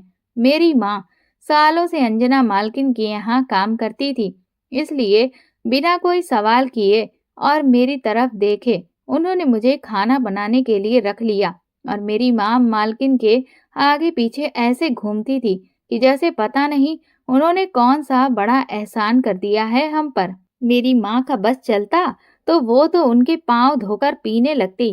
वैसे देखा जाए तो उनके पाँव सच में इतने सफेद और गोरे थे कि धोए जाते तो पानी को पीने में कोई बेइज्जती महसूस नहीं होती।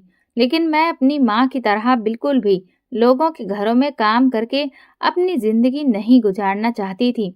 यहाँ मैं खाना बनाने लगी थी, लेकिन यहाँ वैसा बिल्कुल भी नहीं था जैसा जादू पूनम के हाथों में था। मैंने माँ से कहा कि अगर तुम मेरी जगह पूनम को ले आती तो अंजना मालकिन खुश हो जाती, लेकिन इस पर मेरी माँ ने मुझे डांट कर कहा कि खबरदार पूनम का नाम मत लेना, वो क्यों लोगों के घरों में काम करेगी। ये सुनकर एकदम से उस वक्त मेरे अंदर पूनम के लिए जलन पैदा हो गई। माँ पूनम को लोगों के घरों की नौकरानी नहीं बनाना चाहती थी, लेकिन वो मुझे बनाना चाहती थी। मेरे अंदर पूनम के लिए जो हमदर्दी थी वो एकदम से खत्म हो गई। मुझे लगने लगा कि माँ मुझसे ज्यादा पूनम से प्यार करती है, या फिर शायद वो सिर्फ पूनम से ही प्यार करती है। उस दिन घर जाकर मैं पूनम से खूब लड़ी, उसे खूब डांटा और बहुत बातें सुनाई, जिसे वो चुपचाप सुनती रही। उसके मुंह से एक जवाब तक नहीं निकला।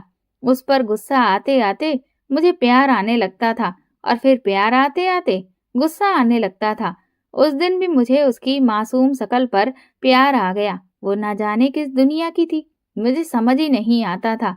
मैं जब भी कोई चीज लाती तो वो उसे बहुत शौक से देखती, और तब मेरा दिल करता कि मैं पूनम के पैरों में पड़ी सारी जंजीरें तोड़कर इसे बाहर की दुनिया दिखाने के लिए ले जाऊं। भला इस मासूम लड़की की वजह से मेरी शादी में क्यों कोई रुकावट आएगी? लेकिन मैं माँ के आगे बेबस थी। उन्हीं दिनों मैंने अपने पिता को ढूंढने की कोशिश में तेजी कर दी थी। मैं चाहती थी कि जितनी जल्दी हो सके मुझे मेरे पिता मिल जाएं, ताकि मेरी माँ से मेरी जान छूट जाए। लेकिन ये जान आसानी से कहाँ छूटने वाली थी। माँ ने मेरे लिए रिश्ते देखने भी शुरू कर दिए थे। जैसे मैं बूढ़ी होने लगी हूँ, और रिश्ते वाली आंटी को बुलाती थी और पूनम को छुपा देती थी, और कहती कि वो दुनिया के सामने पूनम को अपनी बेटी नहीं बताना चाहती। ये बात मुझे बहुत तकलीफ देती थी। मैं सोचती थी कि पूनम को तो कितनी तकलीफ होती होगी ये सुनकर, मगर मजाल है वो अपने हक के लिए एक शब्द भी मुंह से निकालती हो। उसे देखकर ऐसा लगता था कि जैसे वो मुंह में दही जमाकर पैदा हुई है। रिश्ते करने वाली आंटी रोज नए नए रिश्ते लेकर आती थी, लेकिन मेरी माँ को कोई भी रिश्ता ठीक नहीं लग रहा था। मैं दुआ करती थी कि यूं ही माँ रिश्तों को टालती रहे और इसमें 3-4 साल निकल जाएं। क्या पता तब तक मुझे मेरे पिता मिल जाएं, और फिर मुझे अपनी माँ की फिजूल की बातें ना माननी पड़े। कहते हैं कि दुनिया उम्मीद पर कायम है, और मेरी तो सारी दुनिया ही इस उम्मीद पर कायम थी कि किसी दिन मेरे पिता मिल जाएं और मेरी जिंदगी एकदम खुशहाल हो जाए। मैंने जिंदगी भर उस इंसान का इंतजार किया था। मैंने अपने पिता को अब तक नहीं देखा था, लेकिन मैं उनसे बहुत प्यार करती थी। इतनी मोहब्बत जितनी मैं दुनिया के किसी इंसान से नहीं कर सकती थी। लेकिन फिर अचानक एक दिन सब कुछ बदल गया। मैं बदल गई, मेरी जिंदगी बदल गई, और मेरा इंतजार बदल गया। अचानक से मुझे लगने लगा कि मेरी माँ की कड़वी बातें मुझे बहुत मीठी लगने लगी हैं। पूनम की हद से ज्यादा मासूमियत गुस्सा दिलाने की जगह मुझे प्यार दिलाने लगी थी। हर परेशानी मुझे अब मखमल का बिछौना लगने लगी थी। हुआ यूं कि मैं हर रोज की तरह कोठी गई थी अम्मा के साथ काम करने, और उन्हीं दिनों मैंने कोठी की हर नौकरानी से एक ही नाम सुना था, सिद्धार्थ मल्होत्रा, अंजना मल्होत्रा का बेटा। हर नौकर घबराया घबराया ऐसा लग रहा था। मुझे सुनने में आया था कि सिद्धार्थ बहुत गुस्से वाला इंसान है। वो हर साल सिर्फ 1 महीने के लिए ही भारत आता है, और इस महीने में वो लौटने वाला था। लेकिन जब वो 1 महीने के लिए यहाँ रहता है तो सबकी नाक में दम कर देता है। वो पेशे से वकील था, और कनाडा में पढ़कर वहीं सेटल हो गया था। उसकी जॉब बहुत अच्छी थी। वो खानदानी पैसे वाला था, लेकिन अभी तक उसकी शादी नहीं हुई थी। मैंने सोचा कि उसका ऐसा गर्म मिजाज है, इसीलिए उसकी शादी नहीं हुई होगी, क्योंकि उसके जैसे इंसान को हासिल करना या बर्दाश्त करना किसी के बस में नहीं था। उसे झेलने के लिए तो दिल और गुर्दा दोनों चाहिए। मेरी माँ भी उसके आने पर परेशान थी, क्योंकि माँ ने बताया कि पूरे साल का जो सबसे मुश्किल और भयानक महीना होता है वो तभी होता है जब सिद्धार्थ भारत आता है। वो हद से ज्यादा बदतमीज और बदलिहाज इंसान था, जिसे बड़े छोटे की कोई तमीज नहीं है। वो जब भी बोलता है तो लगता ही नहीं कि वो विदेश से पढ़कर आया है। दूसरे लोगों से उसके किस्से सुनकर मैं तो उससे मिलने के लिए अब बेताब हो रही थी। जाने कैसा अड़ियल घोड़ा है जिसके इतने चर्चे हैं। 2-3 दिन कोठी में उसके आने का खूब तैयारी होती रही। फिर एक दिन उसको लेने अंजना मालकिन खुद गई एयरपोर्ट, और जब वो कोठी आया तो सारे नौकर चेहरे पर झूठी मुस्कुराहट सजाकर उस पर फूल बरसा रहे थे और झूठी खुशी का इजहार कर रहे थे। उस वक्त मैं एक तरफ खड़ी उसे देखते ही सदमे में चली गई थी, और बिना पलके झपकाए तब तक टकटकी बांधकर उसे देखती रही। भला कोई इतना प्यारा कैसे हो सकता है? वो जब मेरे पास से गुजरा तो उसने हाथ से चुटकी बजाई तो फौरन मैं सपनों से बाहर आई। उसके बाद जो हुआ मैं सोच नहीं सकती थी, क्योंकि मैंने उसके बारे में जो सुन रखा था, मुझे उस पर यकीन नहीं हो रहा था। उसने चुटकी बजाने के बाद मेरे गाल को नरमी से थपथपाया और मुस्कुराकर वो अंदर चला गया। मैं तो बेहोश होते बची थी। अंजना मालकिन तो बहुत ही हसीन थी, लेकिन उनका बेटा, वो तो उनसे भी कई ज्यादा डैशिंग था। अगर वो गुस्सा करता, नखरा करता है या खुद पर गुरूर करता है तो ठीक ही करता था। उस पर गुरूर, गुस्सा और नखरा सब जचता भी था। बल्कि ऐसा लगता था ये तीनों चीजें कायनात ने सिद्धार्थ के लिए ही बनाई हो। उस दिन मेरे मन में माँ और नौकरों की वजह से बनाई हुई उसकी इमेज टूट गई थी और मैं हर वक्त उसके बारे में सोचने लगी थी। मुझे उसके ख्याल अच्छे लगने लगे थे। मुझे वो इतना अच्छा लगने लगा कि मैं उसके होने का इंतजार करने लगी। मैं नौकरानी से रानी बनने के सपने देखने लगी। वो जब मेरे बने खाने की तारीफ करता तो मैं हवाओं में उड़ने लगती और सपनों में उसके साथ खुद को देखती। फिर एक दिन उसने मेरी आंखों में अपने सपनों को पकड़ लिया। उस दिन माँ की तबीयत ठीक नहीं थी, तो वो काम पर नहीं गई। इस वजह से माँ के हिस्से का काम भी मुझे करना पड़ा था। मैं खाना बनाकर साफ सफाई करने लगी। फिर मुझे कहा गया कि सिद्धार्थ के कमरे को भी साफ करना है। मैं उस कमरे में गई तो कमरा खाली था। मैं सुकून से सफाई करने लगी कि मेरी नजर सिद्धार्थ की तस्वीर पर गई, जिसमें मुस्कुराता हुआ वो दुनिया का सबसे डैशिंग इंसान दिख रहा था। मैं तस्वीर के पास गई और उसे उठाकर देखने लगी। तभी वो मेरे पीछे आ गया। मैं तुरंत वहां से भागने लगी कि जब उसने आवाज देकर मुझे रोक दिया। मेरी टांगें कांपने लगीं।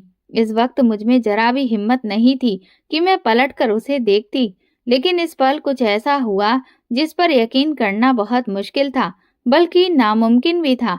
मेरे जैसे के लिए तो बिल्कुल ही नामुमकिन। मैं कपकपी टांगों के साथ आंखें बंद किए खड़ी थी जब उसने मुझे आंखें खोलने को कहा, और मैंने जो देखा तो दंग रह गई।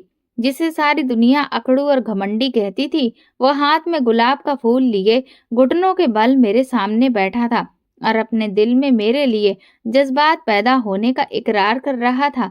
मेरी तो हालत ऐसी थी कि जैसे मुझे यकीन नहीं हो रहा था। मैं फटी आंखों से उसे देखती रह गई। मेरे सपने सच हो गए थे। मैं नौकरानी से रानी बनने के लिए चुन ली गई थी। लेकिन उस वक्त मुझे समझ नहीं आ रहा था कि मैं करूं तो क्या करूं।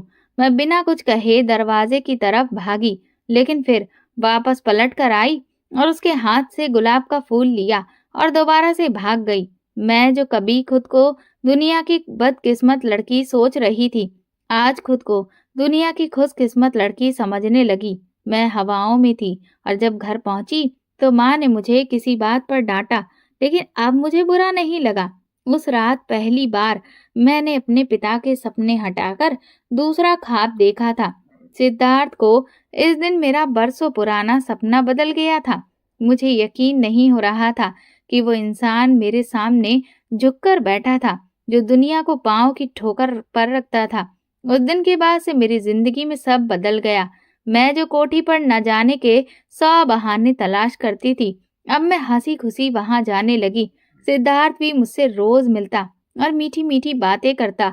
वो मुझे यकीन दिलाता कि वो सिर्फ मेरा रहेगा, और मैं भी उसकी प्यार भरी बातें सुनकर शर्म से लाल हो जाती। वो मेरे लिए गिफ्ट्स लेकर आता, जिन्हें मैं माँ से छुपाकर घर ले जाती और पूनम को दिखाती। मैंने पूनम से कुछ भी नहीं छुपाया था। वो सब कुछ हैरत से सुनती थी और बिल्कुल एक बच्चे की तरह थी, जो इन सब चीजों से बिल्कुल अनजान थी। लेकिन मेरे चेहरे पर पहली खुशी देखकर वो समझ जाती थी कि मोहब्बत बहुत दिलचस्प चीज है, जो सिर्फ मुस्कुराना सिखाती है। मेरी आदतें, तौर तरीके सब बदल रहे थे। जो सबसे तो छुपे रह सकते थे, लेकिन मेरी माँ से नहीं छुपे थे। माँ की आंखों में एक्सरे मशीन फिट होती है, जो फौरन ही अपनी बेटियों के दिल में क्या चल रहा है पहचान लेती हैं। मैं समझ गई थी कि मेरी माँ को भी मेरे दिल का हाल पता चल गया है, लेकिन हैरत तब हुई जब उन्होंने मुझे कुछ भी नहीं कहा। कहाँ वो पहले छोटी छोटी बात पर मुझे काट खाने को दौड़ा करती थी। एक दिन तो माँ ने मुझे रंगे हाथों पकड़ लिया, लेकिन कुछ नहीं बोला। मुझे उस दिन लगा कि अब तो माँ मुझे बालों से घसीट कर ले जाएगी। लेकिन जहाँ पर मैं बदल गई थी, माँ भी बदल गई थी। उनके अंदर से सारा गुस्सा निकल चुका था और अब वो शांत रहती थी। उस दिन मैं और माँ एक साथ कोठी पर गए थे। मैं खाना बनाकर फ्री हुई तो किचन के पास से गुजरते हुए सिद्धार्थ ने मुझे धीरे से इशारा करके बैकयार्ड में आने को कहा। मैं सबसे छुप कर वहां से निकली, लेकिन दो आंखों ने मुझे फिर भी देख लिया था। मैं बैकयार्ड में गई जहां सिद्धार्थ फाउंटेन के पास खड़ा था। मैं उसके पास गई तो उसने मुस्कुराते हुए एक ज्वेलरी बॉक्स मेरे सामने किया। ये मेरा आज का गिफ्ट था और सिद्धार्थ तो मुझे इस तरह के कई तोहफे देता था। उसकी और मेरी मोहब्बत को शुरू हुए अभी गिनती के ही दिन हुए थे, लेकिन मेरे पास कई सारे जो बहुत सारे गिफ्ट थे जो बहुत कीमती थे। आज भी वो मेरे लिए सोने का लॉकेट लाया था और फिर वो मुझे अपने हाथों से पहनाने लगा। मैं उसकी तरफ कमर करके खड़ी थी और मैंने महसूस किया कि लॉकेट पहनाने के साथ उसके हाथों की उंगलियां मेरी गर्दन और कमर पर थीं। लेकिन मैं नजरअंदाज कर चुकी थी कि इतना तो चलता है मोहब्बत में। लेकिन फिर मुझे लॉकेट पहनाने के बाद सिद्धार्थ ने मेरा हाथ पकड़कर मुझे अपनी तरफ खींचा। हम दोनों अब फव्वारे के नीचे थे। मुझे उस पर कुछ अजीब सा महसूस होने लगा। मैं भीगने लगी और सिद्धार्थ की हरकत बढ़ने लगी। एकदम से मुझे उसकी हरकत गलत लगने लगी और वो मुझे बिल्कुल अच्छा लगना बंद हो गया था। इससे पहले कि मैं कुछ कहती, एक कड़क आवाज से हम दोनों चौंके। सामने मेरी माँ थी। वो जलती हुई आंखों से मुझे देख रही थी और फिर मैं तुरंत ही उनके पीछे भागी। अब मैं सारा दिन खामोशी से काम करती रही। शाम को जब हम घर आए तो माँ ने मुझे अपने पास बुलाया। मैं काफी शर्मिंदा सी थी। माँ ने मुझ पर ना गुस्सा किया और ना ही कोई उल्टी सीधी बात की, बल्कि वो तो बहुत ही आराम से मुझसे पूछ रही थी, जिस वजह से मुझे और भी ज्यादा शर्मिंदगी लग रही थी। माँ ने पूछा, ये सब कब से चल रहा है? मैंने सर झुकाया और माँ को बता दिया कि पिछले 2 महीने से। फिर माँ ने सर हिलाया, जैसे कि समझ गई हो कि क्यों इस बार सिद्धार्थ 1 महीने से भी ज्यादा भारत में रुक गया था। इसके बाद माँ ने जो पूछा वो पूछते हुए उनकी जुबान लड़खड़ाई थी और आंखें नम हो गई थी। मैंने लेकिन सख्ती से इनकार में सिर हिलाया। मैंने कहा, मैं जैसे पहले थी आज भी बिल्कुल वैसे ही हूँ। ऊपर वाले की कृपा थी कि मैं सिद्धार्थ के किसी भी गंदे इरादे से साफ बच गई। और उसके क्या इरादे हैं ये तो मुझे आज ही पता चला था, जब वो मेरे साथ गलत तरह से व्यवहार कर रहा था। माँ ने मेरी इस बात पर सर हिलाया और फिर उन्होंने अपने अतीत की उस किताब को मेरे सामने खोल कर रख दिया, जिसे मैं न जाने कब से जानना चाहती थी, जैसे मेरी माँ ने कभी नहीं बताया था। लेकिन अब शायद उन्हें लगा था कि मुझे कुछ ऐसा बताना चाहिए जिससे मुझे सबक मिले। और तब माँ ने सोचा कि वो अपने और पिताजी की कहानी बताएंगी। माँ ने सुनाना शुरू किया तो पूनम भी पास आकर बैठ गई। मेरी माँ ने बताया कि मेरे पिता एक गरीब मुंशी थे। मैं उनके घर में पैदा हुई थी, जो साल के 12 महीने लगातार अपने मालिकों के साथ दिन रात काम करते थे। मेरी माँ मेरे बचपन में ही मुझे छोड़कर हमेशा के लिए इस दुनिया से चली गई थी और उसके बाद मेरे पिता ने ही मेरी माँ और बाप होने का फर्ज निभाया था। मेरे लिए दुनिया का हर रिश्ता मेरे पिताजी ही थे। भले ही मैं एक मुंशी की बेटी थी, लेकिन मेरे पिता ने मुझे ऐसी जिंदगी दी थी जैसे कि मैं किसी राजा की बेटी हूँ। मेरे लिए मेरे पिताजी हर काम करते। वो सारे घर की जिम्मेदारी भी उठाते थे। उनके काम की वजह से ही हमें सर्वेंट क्वार्टर मिला हुआ था, जहाँ हम रहते थे। उनके मालिक बहुत अच्छे थे, बस जो मालकिन थी वो थोड़ी सख्त मिजाज की थी। उनके 2 बच्चे थे, बड़ा बेटा विक्रम और दूसरी छोटी बेटी जिसका नाम रिया था। रिया अपने पिता की तरह काफी अच्छी थी और मेरी उससे दोस्ती भी थी, जबकि विक्रम 1-2 बार से ज्यादा भारत आया ही नहीं था। इसलिए मैंने उसे सिर्फ तस्वीरों में ही देख रखा था, लेकिन वो मुझे तस्वीरों में भी काफी अच्छा लगता था। मैंने उसकी बहुत सारी तस्वीरें संभाल कर रखी हुई थी और हमेशा सोचती थी कि वो भारत आए तो मैं उसे बताऊं कि कैसे मैं उसकी तस्वीरें संभाल कर रखे हूँ। आगे की बात वो खुद जान जाएगा कि मैंने ऐसा क्यों किया है। मैं रोज बातों बातों में रिया से पूछती कि विक्रम कब आएगा और एक दिन मेरा इंतजार खत्म हुआ, वो आ गया, लेकिन मेरी सारी उम्मीदें टूट गईं, क्योंकि वो तो किसी से बात भी नहीं करता था।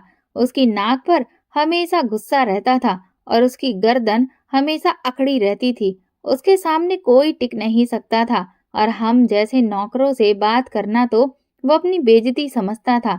ऐसी हालत में मैं उसे कैसे बताती कि मैंने उसका बहुत इंतजार किया है और बचपन की एक एक चीज संभाल कर रखी है। मुझे लगने लगा कि मेरी मोहब्बत आगे बढ़ने से पहले ही खत्म हो जाएगी और फिर मैं नाउम्मीद हो गई।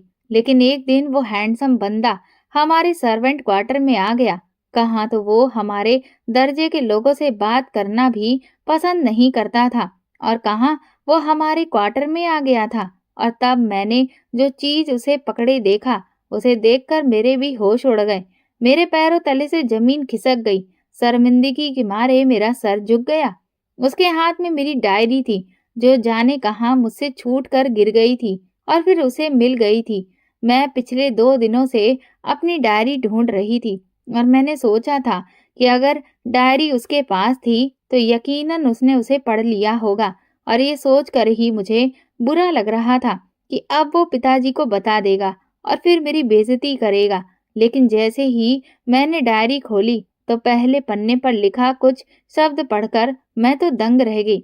वो सब विक्रम ने लिखा था कि मुझे भी तुमसे मोहब्बत है। ये पढ़कर तो मैं पिघल गई थी।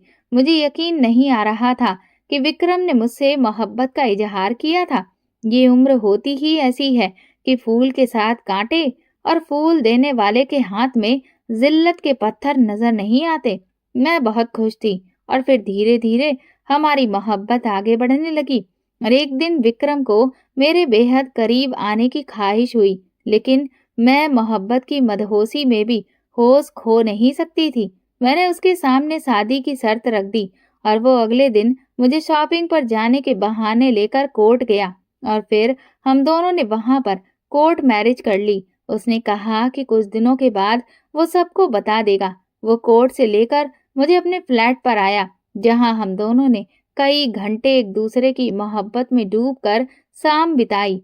शाम को वो वापस मुझे घर ले आया था और फिर रोज यही होने लगा।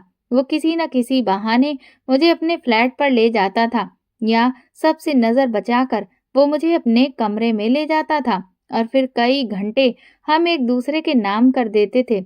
ये सिलसिला यूं ही चलता रहा, लेकिन विक्रम हमारी शादी के बारे में सबको बताने के लिए तैयार नहीं था और इसी दौरान मैं उम्मीद से हो गई और तब मेरे पिता को भी पता चल गया। मैंने अपने पिता को सारी बात बताई तो वो मुझे लेकर मालिक के घर आए और सारी बात की।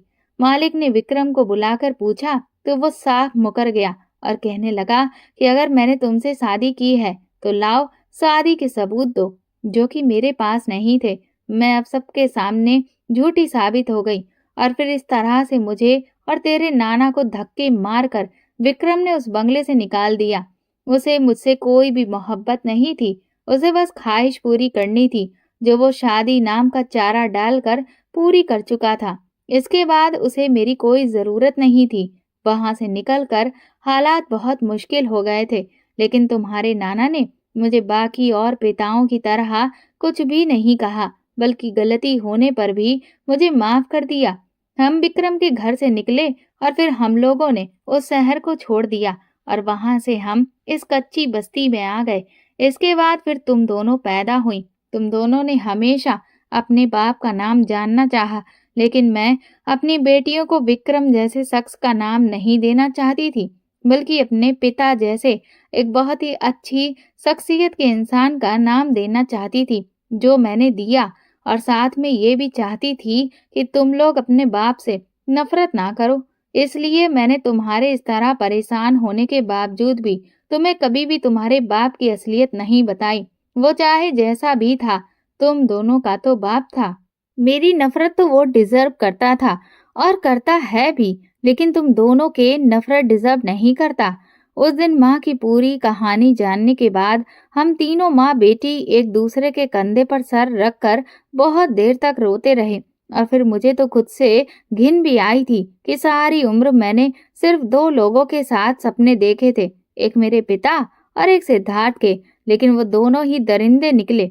उस रात माँ ने ये फैसला किया कि अब हम ये शहर छोड़कर चले जाएंगे, क्योंकि सिद्धार्थ की पहुंच इस शहर में बहुत थी और यहाँ पर रहकर वो बहुत ही मुश्किल था कि हमें चैन से जीने देता। हमने रातों रात ही सारे इंतजाम कर लिए और बिना किसी को कुछ भी बताए हम चले गए।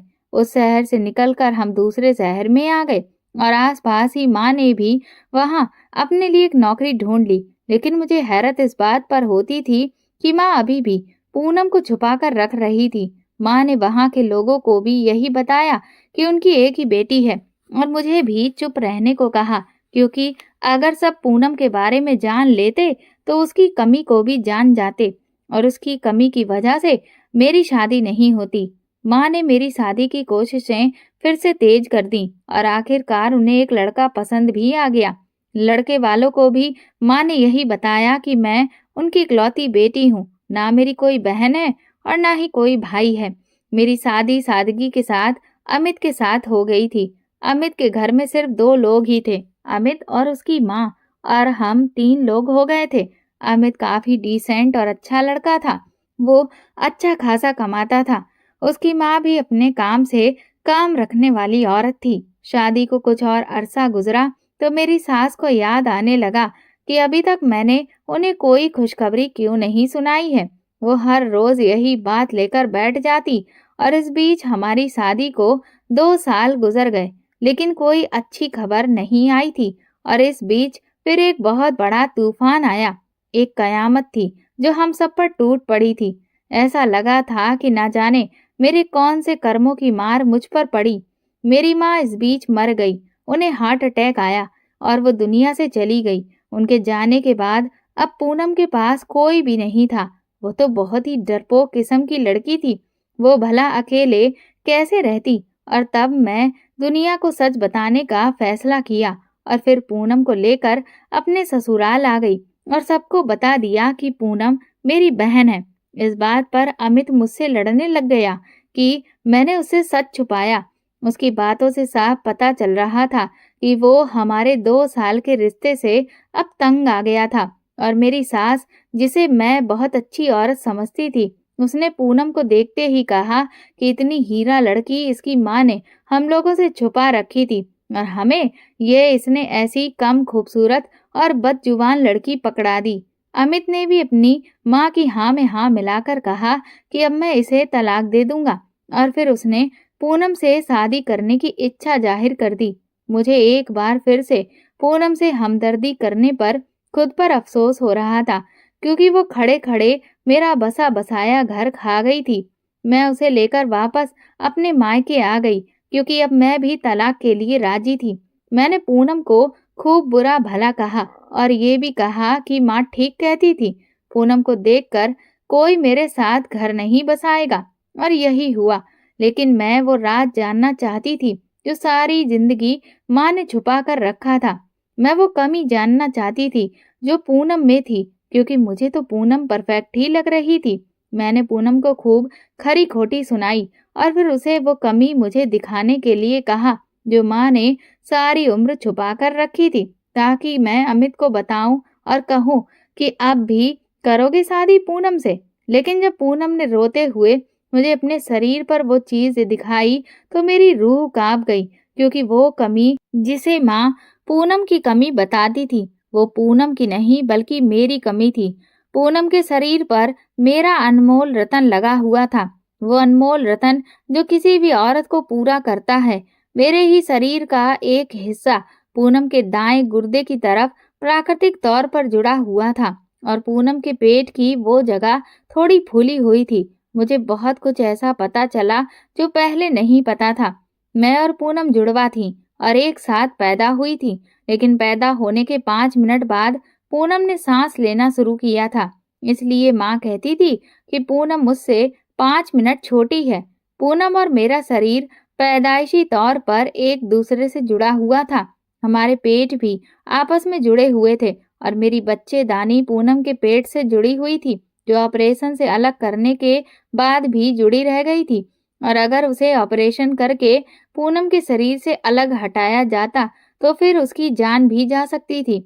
इसलिए जो जैसा था उसे वैसा ही छोड़ दिया गया और वो पूरी जिंदगी मेरे वजूद के हिस्से को अपने साथ लेकर बड़ी हुई थी।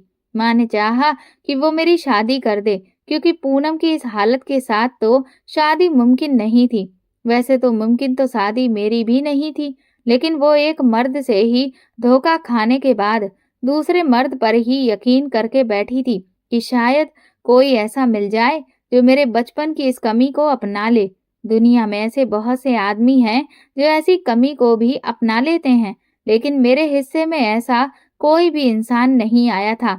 मैंने पूनम को गले लगा लिया, जो इतना बड़ा बोझ उठाकर फिर रही थी। वो वाकई में मोहब्बत किए जाने के काबिल थी, और उसी दिन हम दोनों बहनों ने सोच लिया था कि हम दोनों ही अब एक दूसरे के लिए सहारा हैं। हमें किसी की जरूरत नहीं। हमारे पास कुछ पैसे जमा थे, जिससे हमने एक छोटा कारोबार शुरू करने का रिस्क लिया। इतना तो हम अपनी जिंदगी को बेहतर करने के लिए कर ही सकते थे। और फिर मैंने और पूनम ने मिलकर टिफिन सर्विस शुरू कर दी, जो बहुत ही कम समय में आसपास की सब जगह पर बहुत मशहूर हो गई थी। धीरे धीरे काम बढ़ता गया तो हमने एक कमरा और ले लिया और कुछ वर्कर्स भी रख लिए।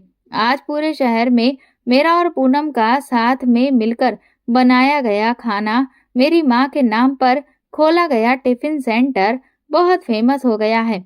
और अब हम दोनों बहनें किसी पर भी निर्भर नहीं हैं। हमने अपना खुद का घर और गाड़ी भी ले ली है और अब सुकून की जिंदगी जी रहे हैं। दोस्तों, अगर आपको हमारी कहानी पसंद आई हो तो कमेंट करके ज़रूर बताएं और वीडियो को लाइक करके ज़्यादा से ज़्यादा शेयर करें। चैनल पर नए हैं तो सब्सक्राइब करें और हाँ, नोटिफिकेशन बेल को ज़रूर दबाएं ताकि अगली अपडेट सबसे पहले आपको मिले। धन्यवाद। मेरी शादी एक 10 साल के बच्चे से कर दी गई, जबकि मैं खुद 18 साल की थी। मैं एक बच्चे से शादी नहीं करना चाहती थी, क्योंकि एक बच्चे से आखिर मुझे पति का सुख कैसे मिल पाता।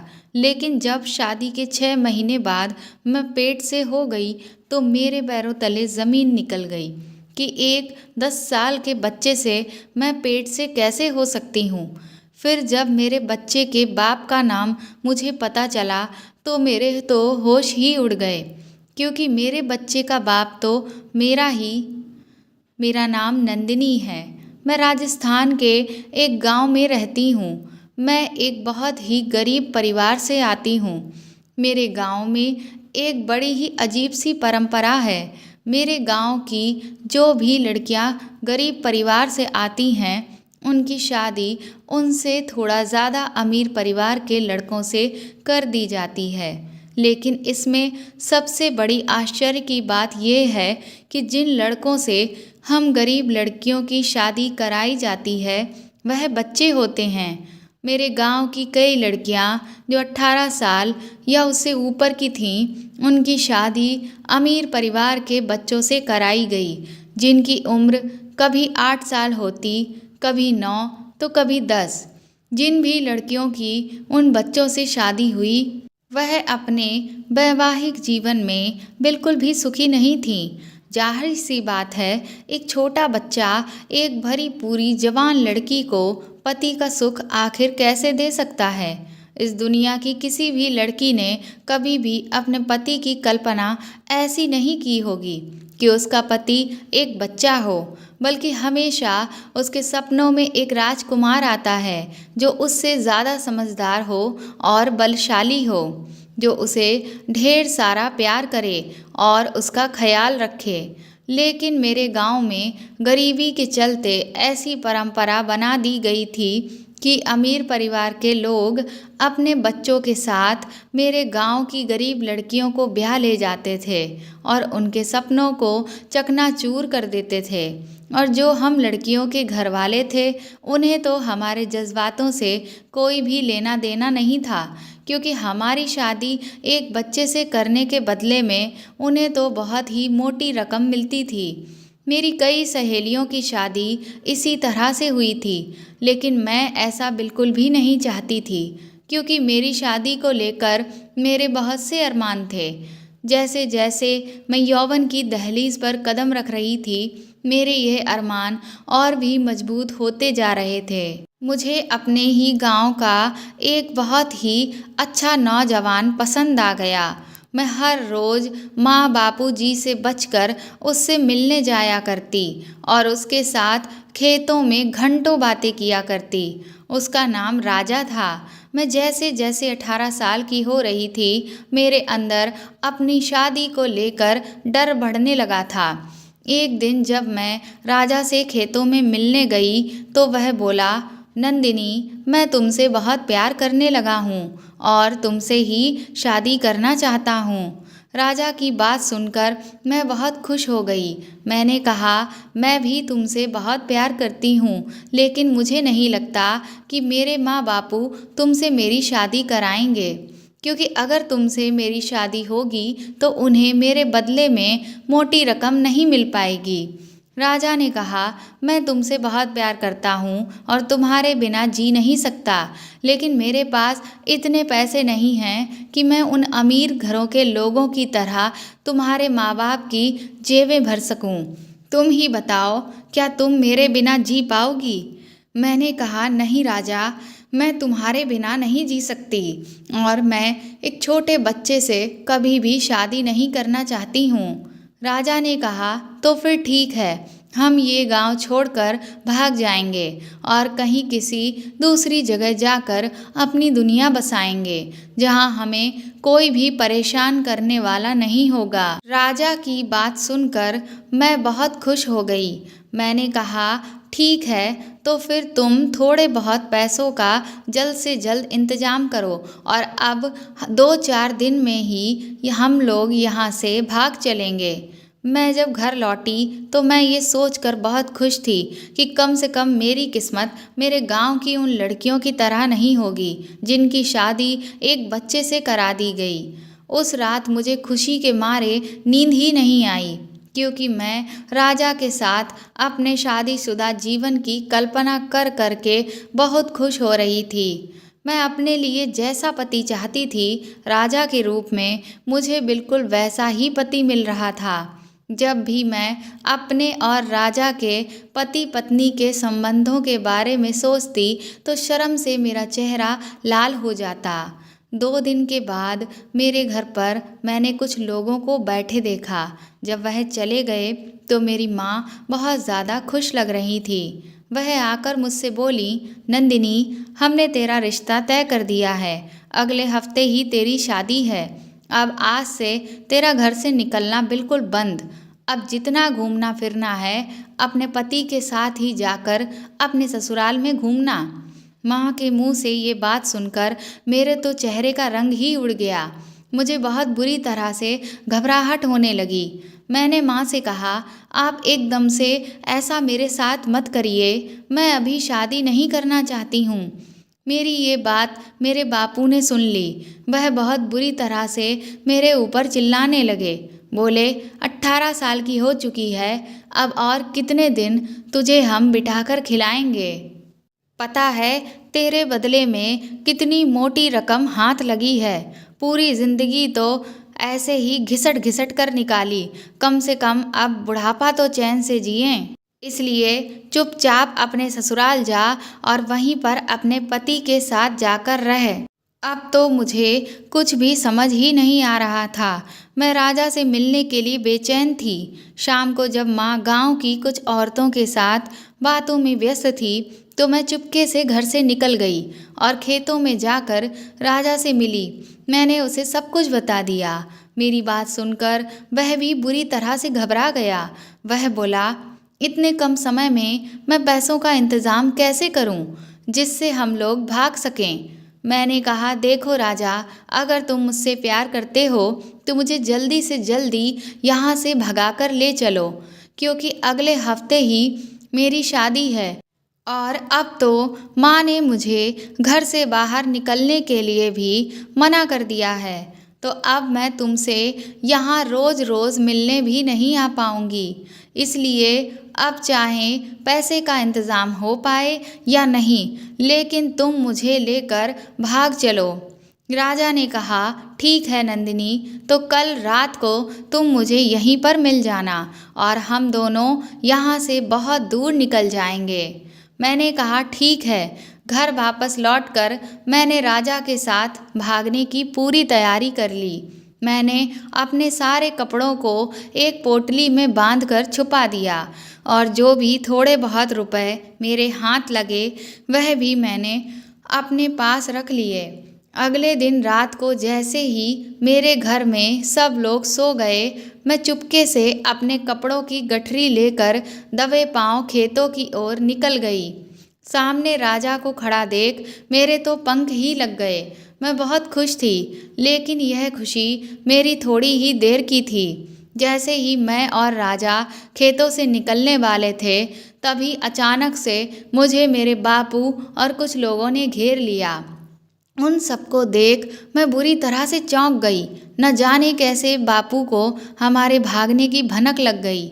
उन्होंने राजा की बहुत पिटाई की। मैं बुरी तरह से उनके आगे रो रही थी और गिड़गिड़ा रही थी।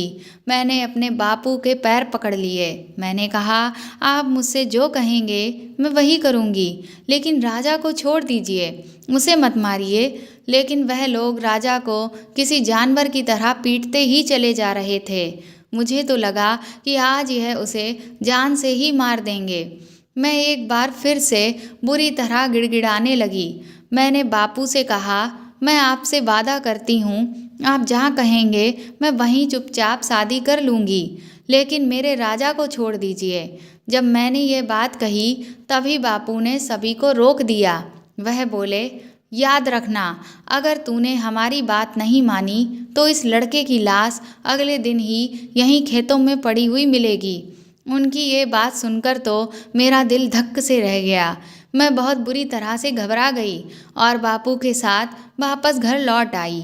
मेरी शादी का दिन भी बहुत जल्दी आ गया, लेकिन मैं अब कुछ भी नहीं कर सकती थी, क्योंकि अगर मैंने कोई भी कदम उठाया तो मेरे राजा को अपनी जान से हाथ धोना पड़ता। जब मेरी शादी कराई जा रही थी तो मैंने देखा कि मेरा भी दूल्हा सिर्फ एक 10 साल का बच्चा था। वह बच्चा बहुत खुश हो रहा था, क्योंकि उसे तो शादी क्या है ये पता ही नहीं। उसके लिए तो ये सब किसी त्योहार के जैसे है, जिसमें नए कपड़े पहनने को मिल रहे हैं, अच्छा खाना खाने को मिल रहा है और सभी लोग बहुत खुश हैं। लेकिन इधर मेरी हालत बहुत ज़्यादा ख़राब थी। अब तो मेरे अंदर किसी भी तरह की कोई इच्छा नहीं बची थी। इस शादी के बदले में मेरे माँ बाप को बहुत मोटी रकम मिली हुई थी। शाम को मेरी विदा हो गई। मेरे ससुराल में मेरी सास, मेरे जेठ जेठानी और ससुर थे। सुहाग रात के समय मेरे पति को मेरी सास कमरे में ले आई और मेरे पति से बोली, देख, तेरी बीवी कितनी सुंदर है, लेकिन तू इसका पति है, इसलिए इस पर हुक्म चलाना। आज से यह तेरे सारे काम करेगी। मेरे पति ने हाँ में सिर हिला दिया। उसके बाद मेरी सास मुझसे बोली, कान खोल के सुन ले, मेरे बेटे को किसी भी चीज़ की तकलीफ नहीं होनी चाहिए। तुझे मेरे बेटे का पूरा ध्यान रखना है और उसे हर हाल में खुश भी रखना है। मैंने भी रुआसे मन से हाँ में सिर हिला दिया। उसके बाद मेरी सास कमरे से बाहर चली गई और मेरा पति मेरे पास आकर बैठ गया। उसने देखा कि मेरी आंख से आंसू आ रहा था। उसने बड़े ही प्यार से मेरा वह आंसू पोंछा और अपनी बच्चों जैसी आवाज़ में बोला, तुम क्यों रो रही हो? क्या तुम्हारा कोई खिलौना टूट गया है? वैसे तो मुझे अपने पति से कोई भी लगाव नहीं था, लेकिन उस वक्त उसका प्यार देखकर मैं पिघल गई। मैंने उससे कहा, हाँ, मेरा दिल टूट गया है। तो वह मुस्कुराने लगा और बोला कि तुम दूध पियोगी? तो मैंने कहा कि नहीं, मैं दूध नहीं पीऊँगी। उसके बाद मेरा पति कहने लगा कि तुम्हारा नाम क्या है? तो मैंने कहा, मेरा नाम नंदिनी है। फिर वह बोला, और मेरा नाम रवि है। तुम बिल्कुल भी उदास मत होना, मैं आज से तुम्हारा पति हूँ और मैं तुम्हारा पूरा ध्यान रखूँगा। उसकी प्यारी बातें सुनकर मेरे दिल को थोड़ी तसल्ली मिली। उसके बाद वह मेरे साथ चारपाई पर चिपक कर सो गया। उस पूरी रात मैंने खुद को ये अच्छे से समझा लिया कि अब यही मेरी दुनिया है, यही मेरी ज़िंदगी का सच है। भले ही मेरा पति सिर्फ एक 10 साल का बच्चा है, लेकिन आखिर है तो वह मेरा पति ही। इसीलिए आज से मैं उसे पूरे तन मन धन से अपना पति मानूंगी और उसकी पत्नी बनकर उसकी सेवा करूंगी। धीरे धीरे दिन बीत रहे थे। उनके घर में औरतों को ही कुएं से पानी भरकर लाना होता था और जो भी दूध देने वाले जानवर पाल रखे थे उनका भी ध्यान औरतें ही रखती थीं। साथ ही साथ घर का सारा काम भी मुझे ही करना पड़ता था। जो घर के आदमी थे वह खेतों में काम करते थे। घर में दूध देने वाले जानवर थे, इस वजह से सभी को रात में दूध पीना है, यह उस घर का नियम था। मेरा पति स्कूल में पढ़ता था। उस घर में सिवाय मेरे पति के कोई भी मुझसे सीधे मुंह बात नहीं करता था। मेरी सास तो हर वक्त मुझे ताने ही मारती रहती थी। एक दिन जब मैं कुएं पर पानी भरने के लिए गई, तभी वहाँ राजा मुझसे मिलने के लिए आ गया। उसे देखकर तो मैं बुरी तरह से घबरा गई। वह मुझसे बोला कि मैं तुझे भगा ले जाने आया हूँ, तो तू अभी के अभी मेरे साथ चल। मैंने उसे मना कर दिया। मैंने कहा, देखो राजा, अब मैं किसी और की पत्नी हूँ, तो अब तुम मुझे भूल जाओ और किसी और के साथ अपनी दुनिया बसाओ। राजा मुझसे बोला, तेरा दिमाग खराब हो गया है, वह 10 साल का बच्चा तेरा पति हो ही नहीं सकता। मैंने कहा, अब जो भी है, लेकिन यही मेरी किस्मत है और अगर कहीं किसी को पता चल गया तो वह तुम्हारी जान ले लेंगे। राजा ने कहा, क्या तुम मुझसे प्यार नहीं करती? मैंने कहा, अगर मैं तुमसे प्यार ना करती होती तो क्या आज भी तुम्हारी जान की फिक्र करती? उसके बाद वहाँ कुछ औरतें आने लगीं तो मैं तुरंत ही पानी का मटका लेकर अपने घर की तरफ निकल गई। फिर तो हर रोज़ मैं जब भी पानी भरने जाती तो राजा मुझसे मिलने आ जाता। मेरे दिल में राजा को लेकर अभी भी प्यार था, लेकिन मैं उसके साथ अपना घर बसाने की हिम्मत नहीं जुटा सकती थी। लेकिन मेरे मन में उसके लिए प्यार अब और भी बढ़ने लगा था। एक दिन जब मैं पानी का घड़ा लेकर घर वापस लौट रही थी, तभी आंगन में आकर बेहोश होकर गिर गई। जब मुझे होश आया तो मैंने देखा कि मेरी सास, जेठानी और एक दाई माँ मेरे पास बैठी हुई थीं। उन्होंने मेरे सामने मेरी सास से कहा, मुबारक हो, आप दादी बनने वाली हैं, आपकी बहू पेट से है। उस दाई की बातें सुनकर हम सभी के चेहरे का रंग उड़ गया, क्योंकि हम ये बहुत अच्छे से जानते थे कि एक 10 साल का बच्चा किसी को पेट से कैसे कर सकता है। दाई के जाने के बाद तो मेरी सास ने मुझ पर तरह तरह के लांछन लगाने शुरू कर दिए। मैं रो रो कर अपने आप को बेकसूर होने की गवाही देती रही, लेकिन उन्होंने मेरी एक भी ना मानी। तभी मेरा जेठ घर पर आ गया और वह कहने लगा कि अरे, यह तो कलंकनी है, क्योंकि मैंने इसे हर रोज़ चुपके से अपने प्रेमी से मिलते हुए खेतों में देखा है। हो ना हो ये इसके प्रेमी का ही पाप है जो इसके पेट में पल रहा है। मैंने कहा, ये आप कैसी बात कर रहे हैं? मेरा किसी से भी कोई गलत संबंध नहीं है। मुझे खुद नहीं पता कि आखिर यह बच्चा मेरे पेट में कैसे आया। तभी मेरे ससुर भी वहाँ आ गए तो मेरी सास ने उनके सामने मेरी सारी इज्जत की धज्जियाँ उड़ा दी और मुझ पर हाथ भी उठाया।